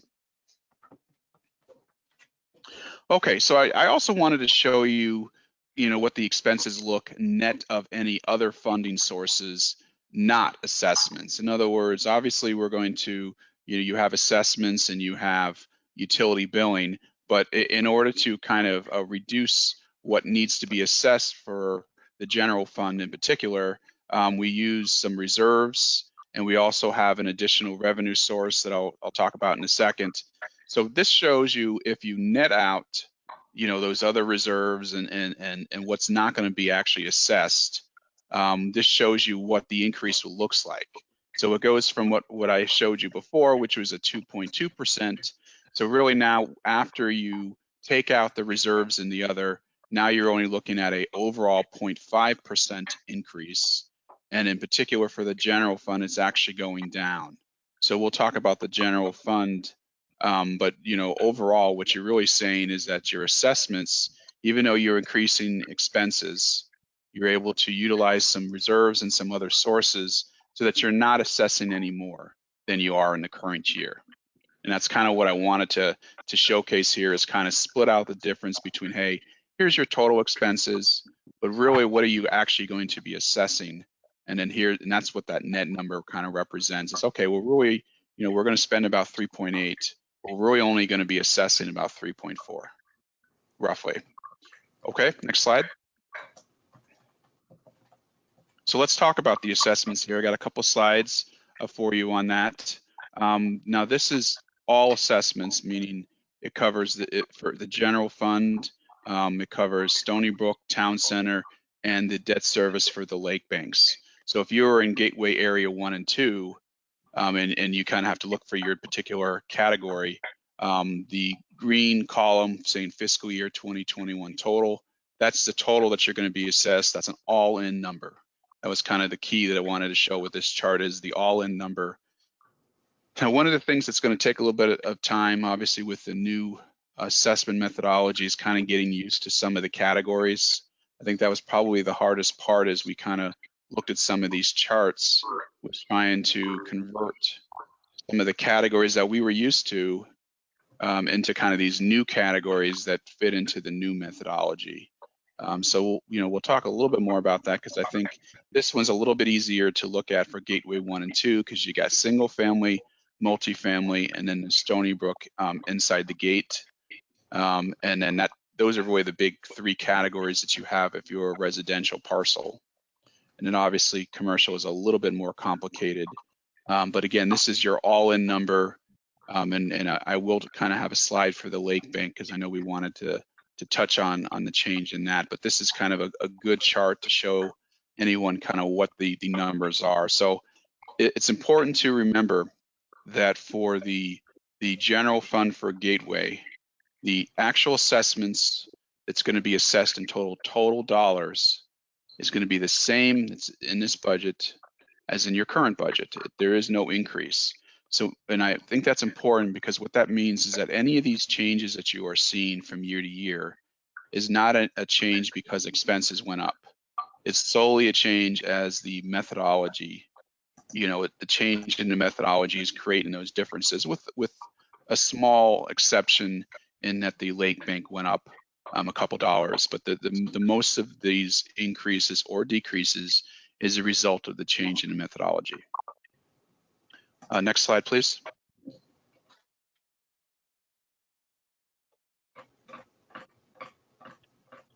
So Pelican Preserve is a little bit more complicated just because of the categories, as well as there is a debt that's only associated with certain parcels. So I created one chart that shows you without debt, meaning it's just solely your O&M that's related to Pelican Preserve.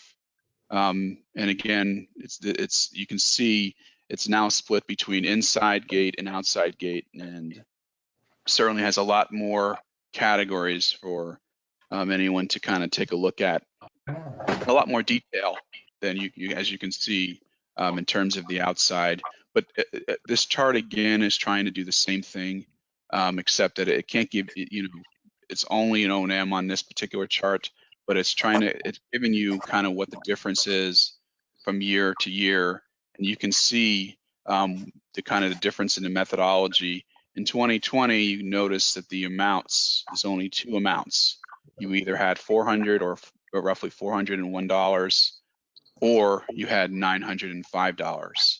Well, the new methodology is a little bit different than that, and you can obviously see the differences in what that means in terms of between single and multifamily. Next chart.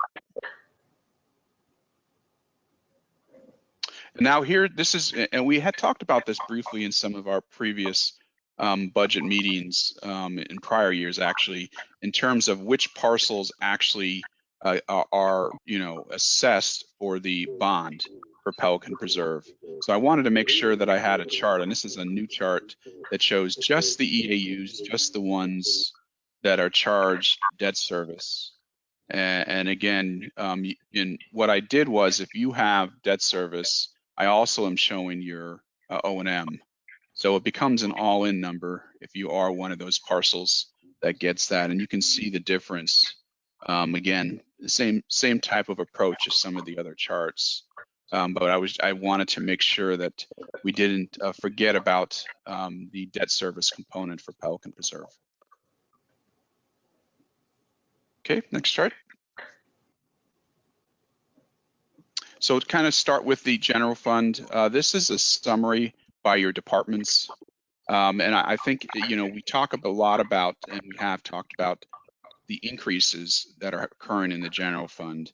But this particular chart also shows you where staff has done a great job of decreasing certain places to try and offset or maybe kind of reprioritize where they're working on. So sidewalks is a new department. And you can see that's got about $158,000 that's going to be occurring in 2021. And then the other larger, overall department increase is storm sewer, ponds, and wetlands. And if we go to the next slide, I just wanted to point out the sidewalks, the stormwater. There is a revenue source that's coming from the enterprise fund to cover at least 150,000 of that. So again, we talked about how expenses are going up, and then how is it possible for you not to have to assess all of it? well, one piece of it is the reserves, and the other piece of it is this revenue source that's coming from the enterprise fund. So that's going to cover roughly 75,000 of the sidewalk piece, and then 75,000 of the basin cleaning.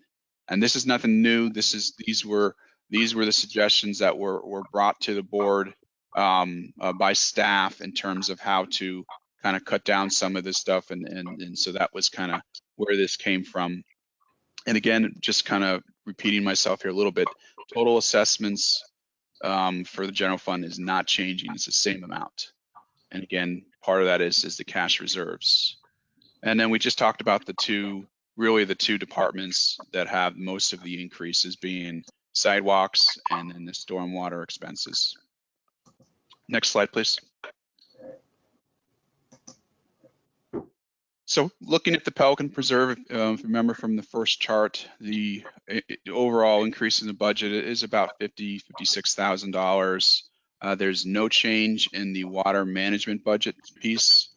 Really the significant changes that kind of make up most of that is the HOA agreement went up by about $185,000.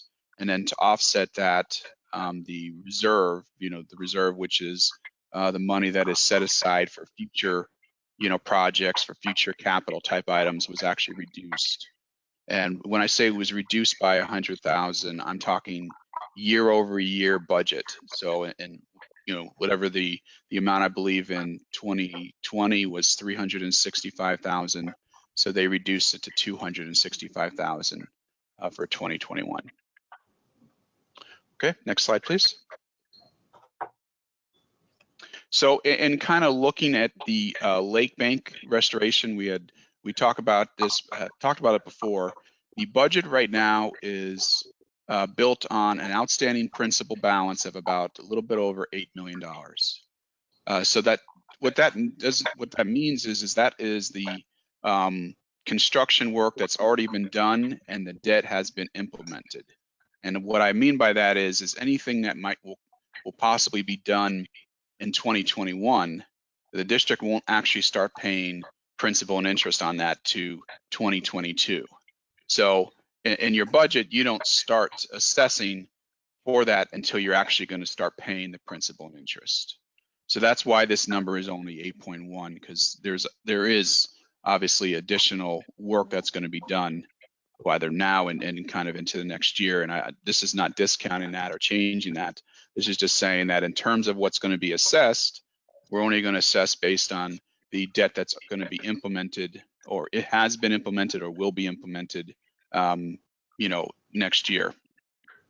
So what that means is right now about principal and interest of about 481,000, and then there is reserves within the fund that cover the coverage that is required. You're required to have a 1.15% coverage on you. Basically, that's 1.15% of your principal and interest. You have to have those funds. So we do cover that with fund balance.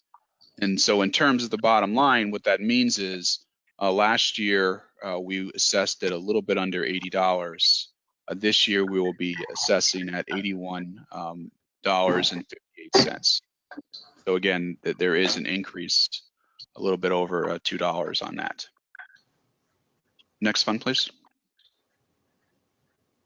Okay, so the utility fund, again, these are just some budget highlights. This is not covering every everything that is occurring, but overall there's a little bit under 3.35% increase in water, sewer, and irrigation revenue. Actually, the district has been beating that number pretty much every year, but we try and be conservative within the budget. I already mentioned the new revenue in terms of the right-of-way fees that will be transferred to the general fund. There's approximately $60,000 that is included in the budget to cover some of the payroll costs within the fund. Again, this was another of the items that was introduced by staff a couple meetings ago in terms of ways to offset some of the costs. Again, this one in particular for the enterprise fund. In terms of some of the big changes overall, the fund is going up in terms of expenses, but one thing is that the enterprise fund now only has one loan left that for several years you've been kind of putting principal and interest down on 2 loans. The 1 loan is done, so now you've been able to reduce your principal and interest. It's probably temporary because I know there's some big projects coming up that's going to require, SRL monies, but at least for this budget year, the principal and interest payments were reduced to by 300,000. There was an increase in reserve. Again, this is another reserve that is used for future projects, whether it's capital or even some of the maintenance and repair. When staff brings you some of these agenda items that say we are going to use reserves to fund a particular project or to buy an emergency piece of equipment, and you ask, well, where does that come from? Well, it is built into the budget to have reserves for the future for these things. And in particular, actually we're able to increase it by a little bit under 270,000. Increase in water and wastewater purchases, and naturally, if you are billing more in water, sewer, and irrigation, there's more cost that goes with that. There's also additional budget for sewer pipeline, increase in repair and maintenance, and then we put in an additional increase in the potential county true up. Okay, next slide. Okay, last slide here for you. This just kind of covers some of what you're going to be budgeting for your projects for next year.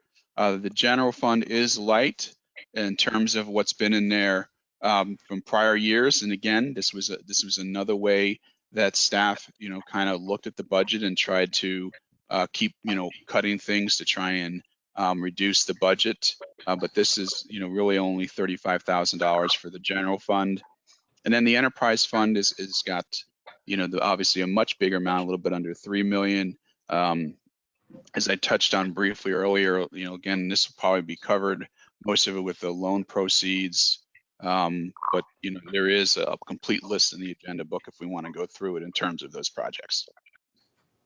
And those are kind of the slides, just kind of hopefully giving you a little bit of an overview of the budget, and obviously we'll let you kind of go from there in terms of questions or how you would like to proceed.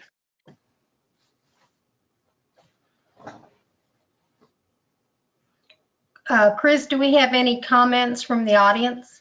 Well, I was just going to go down the list and ask if anybody in particular wants to chat in, but otherwise I was just going to start at the remote list that I have and ask Carol Panku.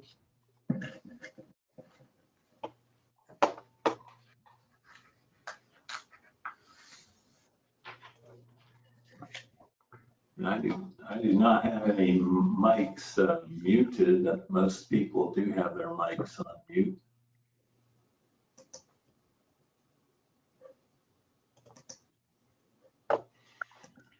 Let me go down the list. Like I said, if folks would like to chat in, and certainly put them on the list to make a comment. Gary Hager is online. Gary, do you have anything? Comments?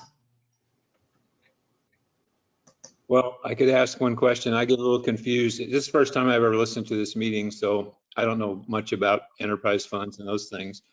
But I get a little confused. Seems like we use the term fund and expense in the same sentence, and I don't know whether it's a fund or an expense sometimes.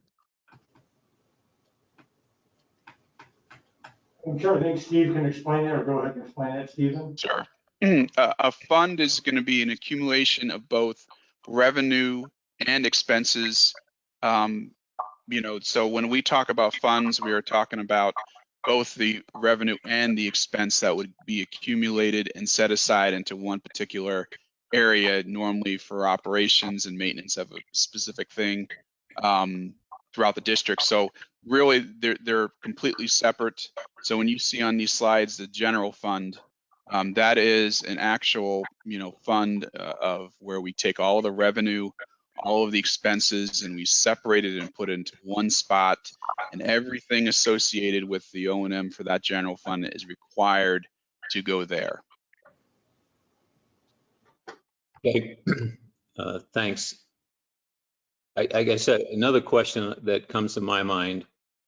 Can you all hear me? Am I still on? Yes. Okay. I was looking at the increase in the single family in Pelican, which I happen to be in, an increase of 9.5%. In terms of old methodology versus, I guess, the new methodology.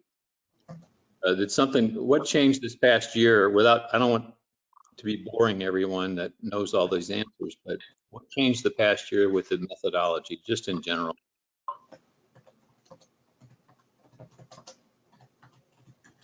Russ? Is Russ on, Chris? I'm here. Hello? We got Hello? you. You can hear me, can't you? Yeah, we can hear you. Okay. Basically, the board adopted a new methodology, which we had an old methodology that was about 30 years old. So this year, and that old methodology, let me stop for a second. The old methodology was based on a water management assessment and allocation that was about 30 years old. So we really needed to be updated because originally with the old methodology, it turned out that was basically the only thing that was in the budget. But now we have roadways and we have water management, and we have administrative costs, and people benefit, or parcels, not people, but parcels benefit differently from water management. They benefit differently from roadways based on the type of land use that they have. So that's really what had happened. It got spread out over because of the different types and uses of properties and of expenses. And that resulted in these huge percentage changes that, vary from, Yes, minus 44% up to 1,300%. Yes, sir. Okay, and that's not likely to change in the future, you would think? I think the assessments will, the way we apportion it and allocate it will stay basically the same. The only two changes that could happen with the methodology going forward is, one, if a new parcel gets added or something changes on a parcel where before it was considered a blank piece of land and all of a sudden we have 250 home sites on it, for instance. So that'll add to it, and that'll actually help reduce assessments because you'll have more units to spread it over. The only other thing would be a budget change of some sort. But the way it's apportioned and allocated now, that will stay going into the future. Okay, thanks. I think it could also be a change in commercial. If a business property is a type that attracts no people coming in as compared to maybe a restaurant, that could have a major change in that parcel's assessment. Yeah, that's correct. That's correct, Mr. Tinkle. And that means that, for instance, on the commercial side, you make a very good point. If its use changes, that will change the number of trips that come in, or let's say they put an addition to it, which will change the water management calculation. There's a lot of different things that go into it going forward, but for the most part, it's pretty set. But it'll just be little things like that that will change it from year to year. Okay, I do have two questions I was going to bring up. One, Patty Stevens had a few she'd like to ask. Patty? Hi, can you hear me? Yes. Hi, Chris, thank you. I have two questions, actually. I'm confused as to why the roads are a component in the budget. I thought the roads were turned over to the county. Well, It's because we have more roads than the ones we turned over to the county. They wouldn't take the rest of them. So which roads are now with the county and which ones aren't? Well, the easy way to do it is Gateway Boulevard and Commerce Lakes Drive and Griffin Drive are now the county. Everything else that's not in a gated or in a subdivision with private roads belongs to us.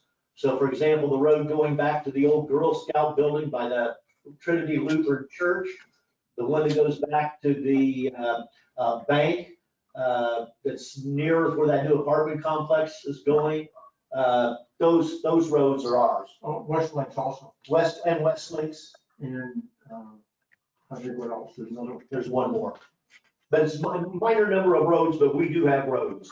Okay, I'd like to follow up on that, Patty, because there is a considerable expense, even though the pavement was turned over on Gateway and Griffin. The district remained owners of the landscaping and the trails and the drainage system there. So in the case of where maybe those big oak trees in the median or on the side of the road grow out into the pavement, it's the district's responsibility to trim those roots and replace that pavement. And also the walking paths on the side of the road, the walking paths down around the charter school and the elementary school. Those items are all contained in that roadway budget. And that's one of the reasons you.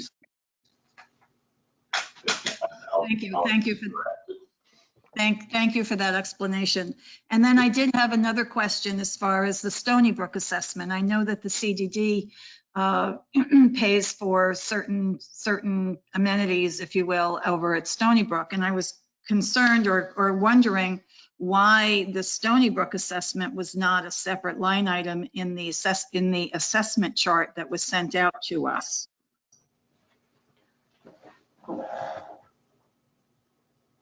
No, it wasn't. But looks like they're all single family homes, so. I would say- Stony Brook has its own 004 fund. What, It's separate from the general funds, which is the 001 fund. It's a completely different fund, and only Stony Brook residents are assessed for those things. right, but that was not included in the assessment chart. So it was a little confusing as to, you look at this and you see Gateway Area 1 and 2. I don't know what that exactly means. And it just looked like all single family homes in all of Gateway were going to have this increase of 7.9%. So I was just, the 004 or the 004 fund is not included in this chart. Russ, would you want to address that? Tony, I don't know how they, that would come from the accounting side. Steve's out. I mean, every year we have received, the breakdown of what Pelican is paying, what Stony Brook is paying, and what the rest of the homes are paying. And I know that chart exists. I understand that you haven't seen it, but I believe that does exist. But for the chart that you're looking at, Stony Brook has always paid into the general funds, just like everybody else. Then what is over and above that is only related to the Stony Brook residences. Right. But like I said, this is Margaret, right? Yes. Usually it was included in the proposed budget, for the following year. So I was just confused as to why it wasn't. And I thought it might have had something to do with the new methodology. But what I'm hearing is that there is still a separate line item that will be assessed to those residents for the 004 fund. That's correct. Okay. It's not a line item in the 001 budget or the general funds budget. It's actually a separate budget completely, and it is separate from the general funds. And, Okay. And Patty, I'd be glad to send you that page for the 004 out of the budget or the complete budget if you'd like me to email Oh, that. that would be great, Chris. Thank you. I did see there was a slide earlier in the presentation that did show a breakdown of Stony Brook. So I'm assuming that included the 004. Yeah, for clarification, Tony, there's in the agenda book, page 87, as the fiscal year 2021 assessment chart using the new methodology. It has Stony Brook inside the gate, and it has the overall fund at 57504. And if you go to page 91, it has the Stony Brook inside the gate. And the methodology saying 575.04. That's correct, Joe? Yes. So it has not changed, and so there was no new assessment for that. It's just the assessment methodology has been lost. But the number for Stony Brook 004 is the same per unit. All right. So, There was another slide that you just bypassed, or I saw something that said Stony Brook. Sure, and that's the, what Mark This one, that one, the other one, the one that you just skipped. Right, okay, hold on. I don't know if it was back or forward, this one. So this is showing the Stony Brook 004 inside gate, so they're assessed an additional $575. Yes, Is that what you're saying? So that their total for 2021 is $1,250? Correct. Okay. Whereas everyone else in Gateway, single family is $675. Okay, great. Thank you. That answers it. Thank you very much. Okay, and we also had a question, and there's probably a couple answers to this, and it was really looking at the expense increase slide.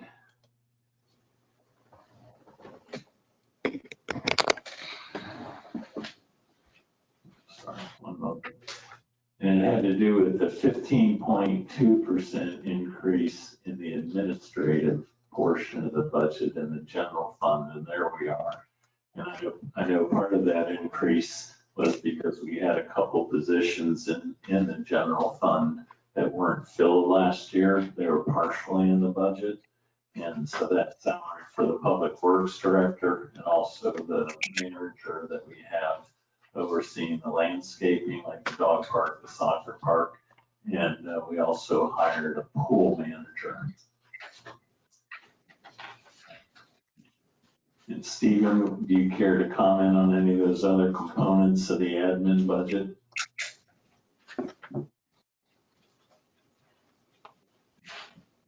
No, I mean, that basically covers it. I mean, it's really more, and I think another piece of it is each year staff goes through and looks at the allocations in terms of people between the different funds. So that does, from time to time also generate some additional cost, even though it's not additional staff. It just means, that, for example, Stony Brook might not cover a certain percentage of a position anymore. And then that means the general fund and the enterprise fund would cover more of it. So like I said, it doesn't mean more staff. It doesn't mean the overall payroll is going up. It just means the allocation between the different funds has changed.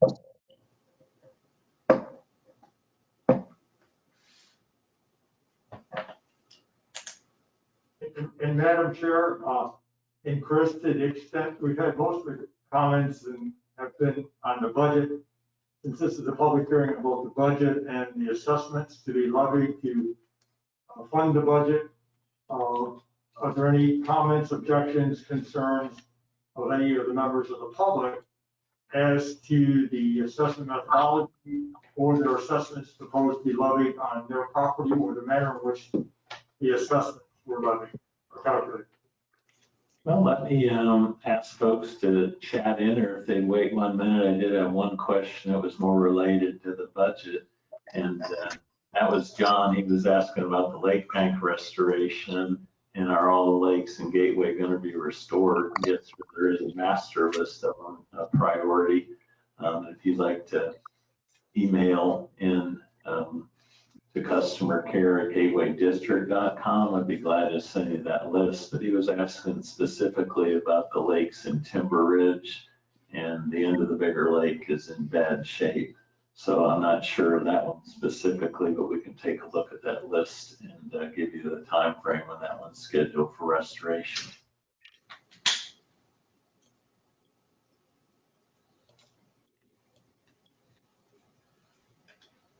And I know Patty was making some comments about that assessment methodology. All the single family homes in the district were impacted by that, went up, and the multifamilies did go down. So Stony Brook inside the gate or not, every single family home in the district was impacted by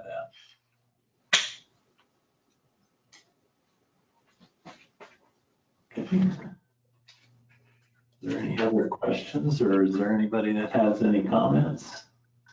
And I guess, or if the board has a question for Stephen or Russ or Mr. McCullough has a question. Mr. McCullough, why don't you step up to the microphone? This is probably just more procedural. I'm just curious. I noticed as I looked across for the fiscal year 2021 operating budget, it shows the actual for 2019, a budget for 2020, and projected for 2020. Many of these items show exact, precise amount projected, being as if matching the budget. Is that just a process? We're just doing that to zero it out? Has that money already been spent? Do you follow what I'm saying? For example, I was looking at the dog park, so I'm trying to figure out what it actually cost you for the dog park. And there was $25,000 budgeted for replacing sod. Right. Projected says 25,000, and then did you spend 25,000 already, or you still think you're going to spend 25,000? Do you follow what I'm saying here? Yeah, you have to look at the cash statement for that, which see the actual expenditures, and actually with the dog park budget, we made many more improvements in that. I understand. That's why I'm looking at it. I see, I'm trying to get a handle on what the total cost was, and I can see, is there anything else that's not in here that went to the dog park? There were several items that we transferred, same thing out of Parks and Rec, like move some of the funds over to address the issues with the dog park. Yeah. Okay, so that would be in the cash disbursements type list? Yeah, our monthly cash flow statement by the different budget items is available, and I could go through that. And what I'll mention that we did too, and the board did approve some capital, you're looking at that, is that's an operational. In the capital, we had money to put that new fencing up and the new gate up, right, and the new shade structures up. I'd love to get those numbers, because there's some people that are requesting in Stony Brook to put a dog park in, and I don't think they fully appreciate what the cost is. And I was trying to get a handle on what it is costing us here, and it's not easy to put it all together, I'll say that. No, and I could certainly give you, because we have all those items, line item in a budget that we had for that. The costs and even the shade structures, you can't put them up without a permit, and that was $3,500 just for the permit fee for a prefab shade structure. Yeah, is it possible to get that somehow consolidated on one piece of paper? I appreciate that. Cash statement, I'll get it to you at your next meeting. All right, very good. And otherwise, do you anticipate that some of these budgeted amounts are going to be surpluses by the time the fiscal year is over? So we may wind up with money left over, I guess is what I'm saying. And well, and what you see right here in the general fund budget too is we have expenses offset by use of cash reserves and transfer from the enterprise fund. But typically what they'll do, and I know in the last few years, you would show about a $200,000 to $300,000 cash forward. But typically what happens with that is that money is used between October and January when the majority of the tax receipts come in. So it's basically your cash flow for those few months, so it doesn't show up to the next year. And usually by March, 6 months through, you've got 93 to 95% of that money's collected. Correct. Of that year. And last year there was about $200,000 residual in there, and the board allocated that to 3 different projects. Okay. All right, one more comment. I'm not crazy about this new methodology. I'll just go on the record and say that. Okay. Got my 2 cents in on that. Thank you. It hasn't been popular, but I will say that I cannot argue with the fair and equitable portion of it and the allocation, but there's arguments on either side, and you see similar CDDs across the state when these issues come up, and it's usually the multifamily people that come in and start asking why they're getting assessed the same as a single family home, or burden, and I know some of the folks that have restaurants that are now being assessed their transportation fee according to trips coming in and out of their business. Before, where it was a straight just unit number, they have some big problems with it. But okay, is there anyone else in the audience online that would like to chat in or would like to make a statement? have all the mics unmuted.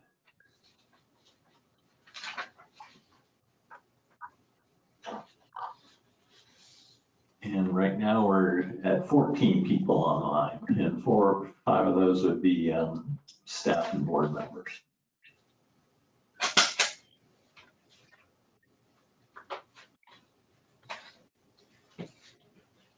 Madam Chair, there are no further members of the public who wish to ask any questions or provide comments or objections to the proposed budget or to the proposed assessments. I would suggest that Stephen provide for you, well, first of all, you close the public hearing, and then have Stephen provide for you the numbers to plug into the resolution 2020-15. Stephen, is that process acceptable to you to close the public hearing? And then have you walk the board through resolution 2020-15? I'm good with that. Or would you prefer to keep the public hearing open until after the adoption of the resolution? I think either way is fine. I'll leave that up to the preference of the board. If they're I don't have any problem closing the public hearing. Tony, should we ask the supervisor if they have any comments prior to closing the public hearing? Or do we do that after? I think before. Okay. Chris, will you go down the row? Sure. Mrs. Flaherty, comments? Yes, the resolution 2020-15, that is with the new methodology? Yes. Okay, that's what I want to make sure. Yes. That's all. Okay, Mr. Guy, any comments? No further comments. Okay, Mr. Banks? No comments, thank you. Okay, Ms. Feinberg? None. Mr. Tinkle? No comments. Just wanted to make sure everybody got a chance to ask any questions or make any comments. Yes, Madam Chair, that the board take up consideration of resolution 2020-15 at the present time. Take action on both resolutions before closing the public hearing and the budget portion. Okay. Rashida, do you have any preferences for the process? No, I do not. What's your normal process when you're district manager? Finance guy. Normally close the public hearing, allow the board the opportunity for their discussions, and then, once everyone is done with that, then go ahead and adopt the resolutions. Madam Chair, I would suggest we utilize that process, so a motion to close the public hearing would be in order. So moved. Second. We have a motion and a second to close the public hearing. Any further questions, comments? We'll call the roll. Mrs. Flaherty? Yes. Mr. Guy? Yes. Mr. Banks? Yes. Mrs. Feinberg? Yes. Mr. Tinkle? Yes. That motion to close the hearing passes 5-0. Stephen, for resolution 2020-15, can you walk the board through the numbers to fill in the blanks at page 2 that will be incorporated to be typed into the final resolution that's recorded in the record? Okay, I can. So basically, when you look at, and let me reference the page. Chris, do you want to? It's 129 of the agenda. If you want to switch to that, if that makes it easier. What page, please? 129. And again, this is of your obviously your original agenda book.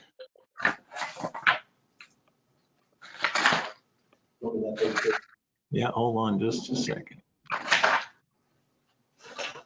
Okay.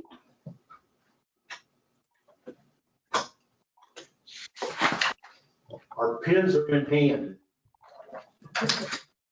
Okay, so there are 3 categories that your expenditures and expenses are going to go into, and you can see those on the resolution. The first one is the general funds, and that is going to include your general fund, Gateway, kind of the area 1 and 2, Pelican Preserve, Stony Brook, Town Lakes, and your Lake Bank Restoration Fund.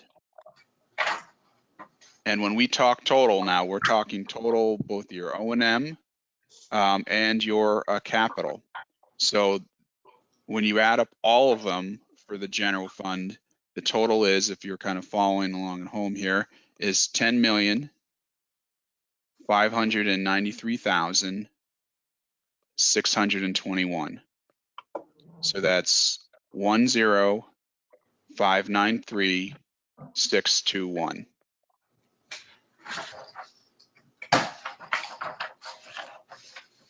The next category is debt service, and that's going to cover, Pelican Preserve. These are just the debt service funds, Pelican Preserve, and the Lake Bank fund, which is again for your state revolving loans. And when you add up those, it's 789,503, 789,503. And then the last category is going to be your enterprise fund, and again, that's going to cover, that's including, your capital projects as well, and that number is 8,829,832. So that's 8,829,832. So the total of all three categories that goes into your resolution is $20,212,955. And Stephen, will that be the number that goes into the third line of section 2, the first paragraph? Yes, that's section 2 under appropriations. Those are going to be your three categories, and then your total for all funds. So that would be $20,212,955. That's correct, and that will go into, like you said, in the third row there that says the sum of, and that's the number that goes in there. Thank you.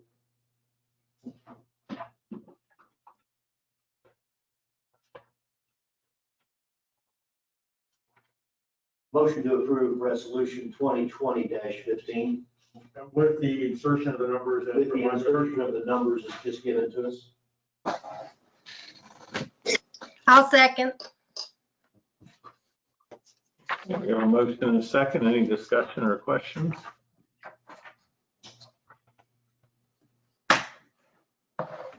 Okay, we will call the vote on approval of the motion. Mrs. Flaherty, No. Mr. Guy, Yes. Mr. Banks, Yes. Mrs. Feinberg, Yes. Mr. Tinkle. Yes. Okay, motion passes 4-1. And Stephen or Russ, if you also want to just chime in on the next resolution, 2020-16, it's a resolution of the Board of Supervisors of the Gateway Services Community Development District making a determination of special benefit and imposing special assessments and certifying an assessment roll, providing for amendments to the assessment roll, providing a severability clause, and providing an effective date. And this is the resolution that levies and imposes the assessments to fund the budget that was just adopted. And this resolution has been reviewed by your professionals, and they've all reviewed and approved it. Chris, Stephen, Russ, myself, and it's in good order. And Russ or Stephen, do you have any additional comments you wish to make? And in that, there have been no adjustments to any of the assessments or any of the parcels or the allocation of the benefits based upon the discussion that was held today. So it's appropriate to be adopted in the appropriate form unless the board believes no adjustments need to be made. Yeah, I'd like to make a comment on this. Ready? Sure.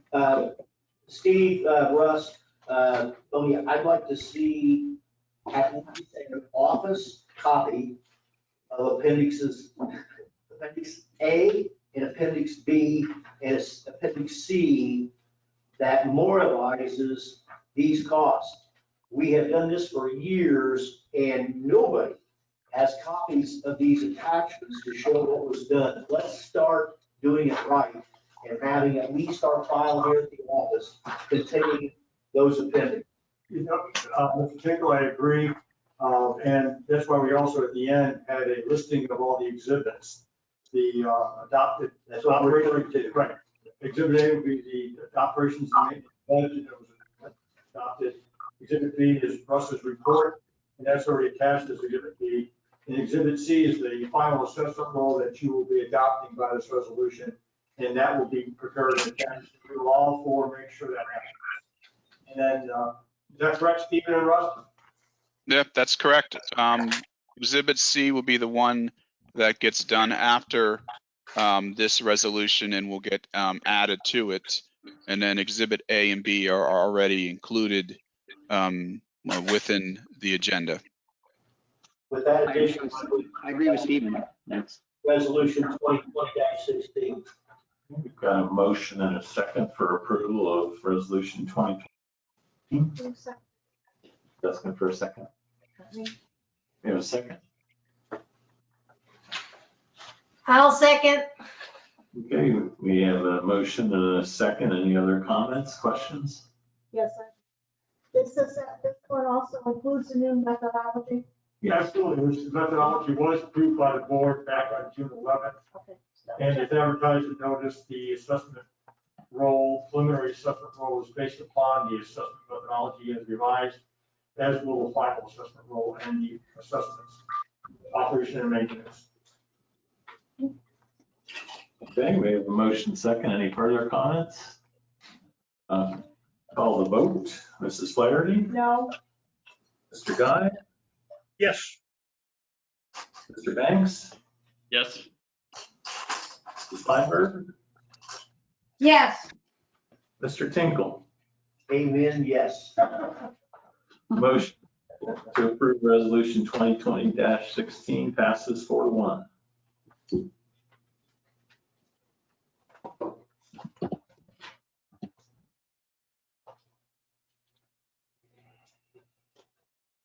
And we do have those exhibits labeled and ready to go with the finalization of the budget tonight. The final matter is also the final assessment roll. So I'll mention that. So that's what's going to be transmitted to the property appraiser, and also that final assessment roll will be recorded in the lien improvement book of the rec code district. Correct, Steve? Yes. It's required by statute. Kept under lock and key where it can be checked a couple of years from now, whenever we try to figure out what we did. Well, I think we'll have an excellent record. Madam Chair, I have nothing further. I'll offer Chris, to you or Russ or Stephen. I have nothing further. I have nothing further. And, I don't either. I appreciate everybody's participation of the residents. Yeah, that's very good. Some thoughtful questions, and that's all I have.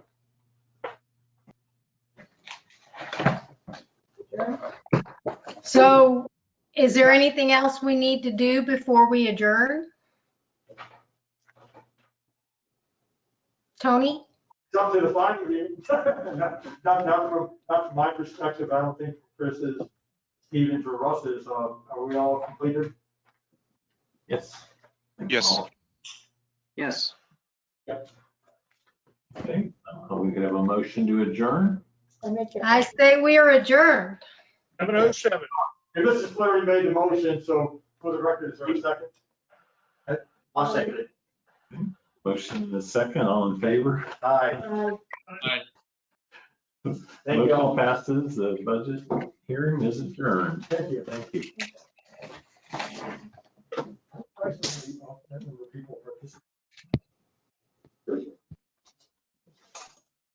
Especially when these